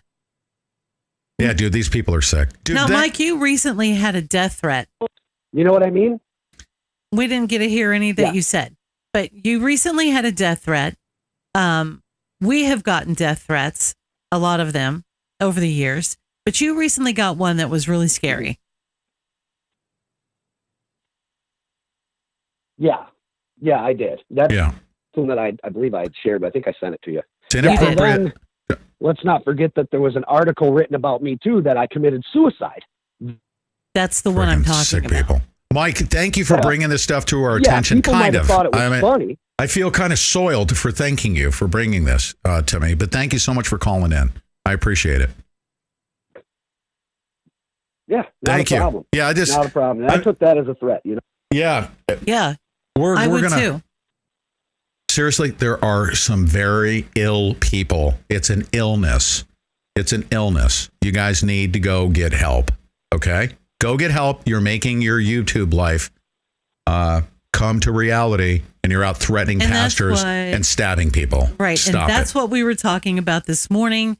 And that's what we all need to understand. That these people are so wrapped up in this YouTube world and in this Facebook world that they're starting to take it into real life. Yeah, they're bringing it to real life. They're bringing it out, and they're acting out in public and against the other citizens.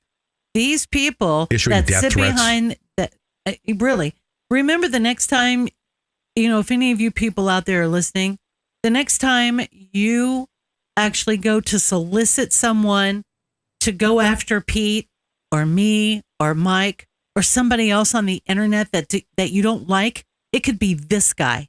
It could be this guy. Yeah. And one of us could end up dead just because you have a vendetta. Yeah. So good luck maybe with you guys need to really look at this. It's serious. And we need to talk about this to our audience. Yeah, there you go. That's what we get. These are the anonymous people in your YouTube thread. So good luck with that. Let me know how that goes for you, okay? Go form your alliances with this guy right here, this stabbing guy who pled out, right? Okay, excellent. So let's go to an anonymous caller on the telephone line. What's your first name? Where are you calling from? Pete Santilli, this is Jeremy. How are you? It's Jeremy. Why are you? Are you calling on your Skype line? I am calling from geosynchronous satellite 529B. You are the land of the Cuniverse. What? Yeah. No, give us an update, Jeremy. You're one person that knows a lot about this, about what we're talking about right now. I bet that's why you called in. I did not. I want nothing to do with that Johnny nonsense. I'm well beyond that. That's real bad radio, dude, to be talking for any length of time about that stuff. Absolutely. Thank you. Hey, what you calling about? This is actually big news. I called in. I called in with a Q report because Q has made the jump to light speed and has been posting some very interesting things this week. Whether or not they are accurate, they are interesting. So I don't know if you're aware. Q started posting about what's going on with steel and the tariffs and everything else. Q was posting about that before it hit the mainstream media a few days ago.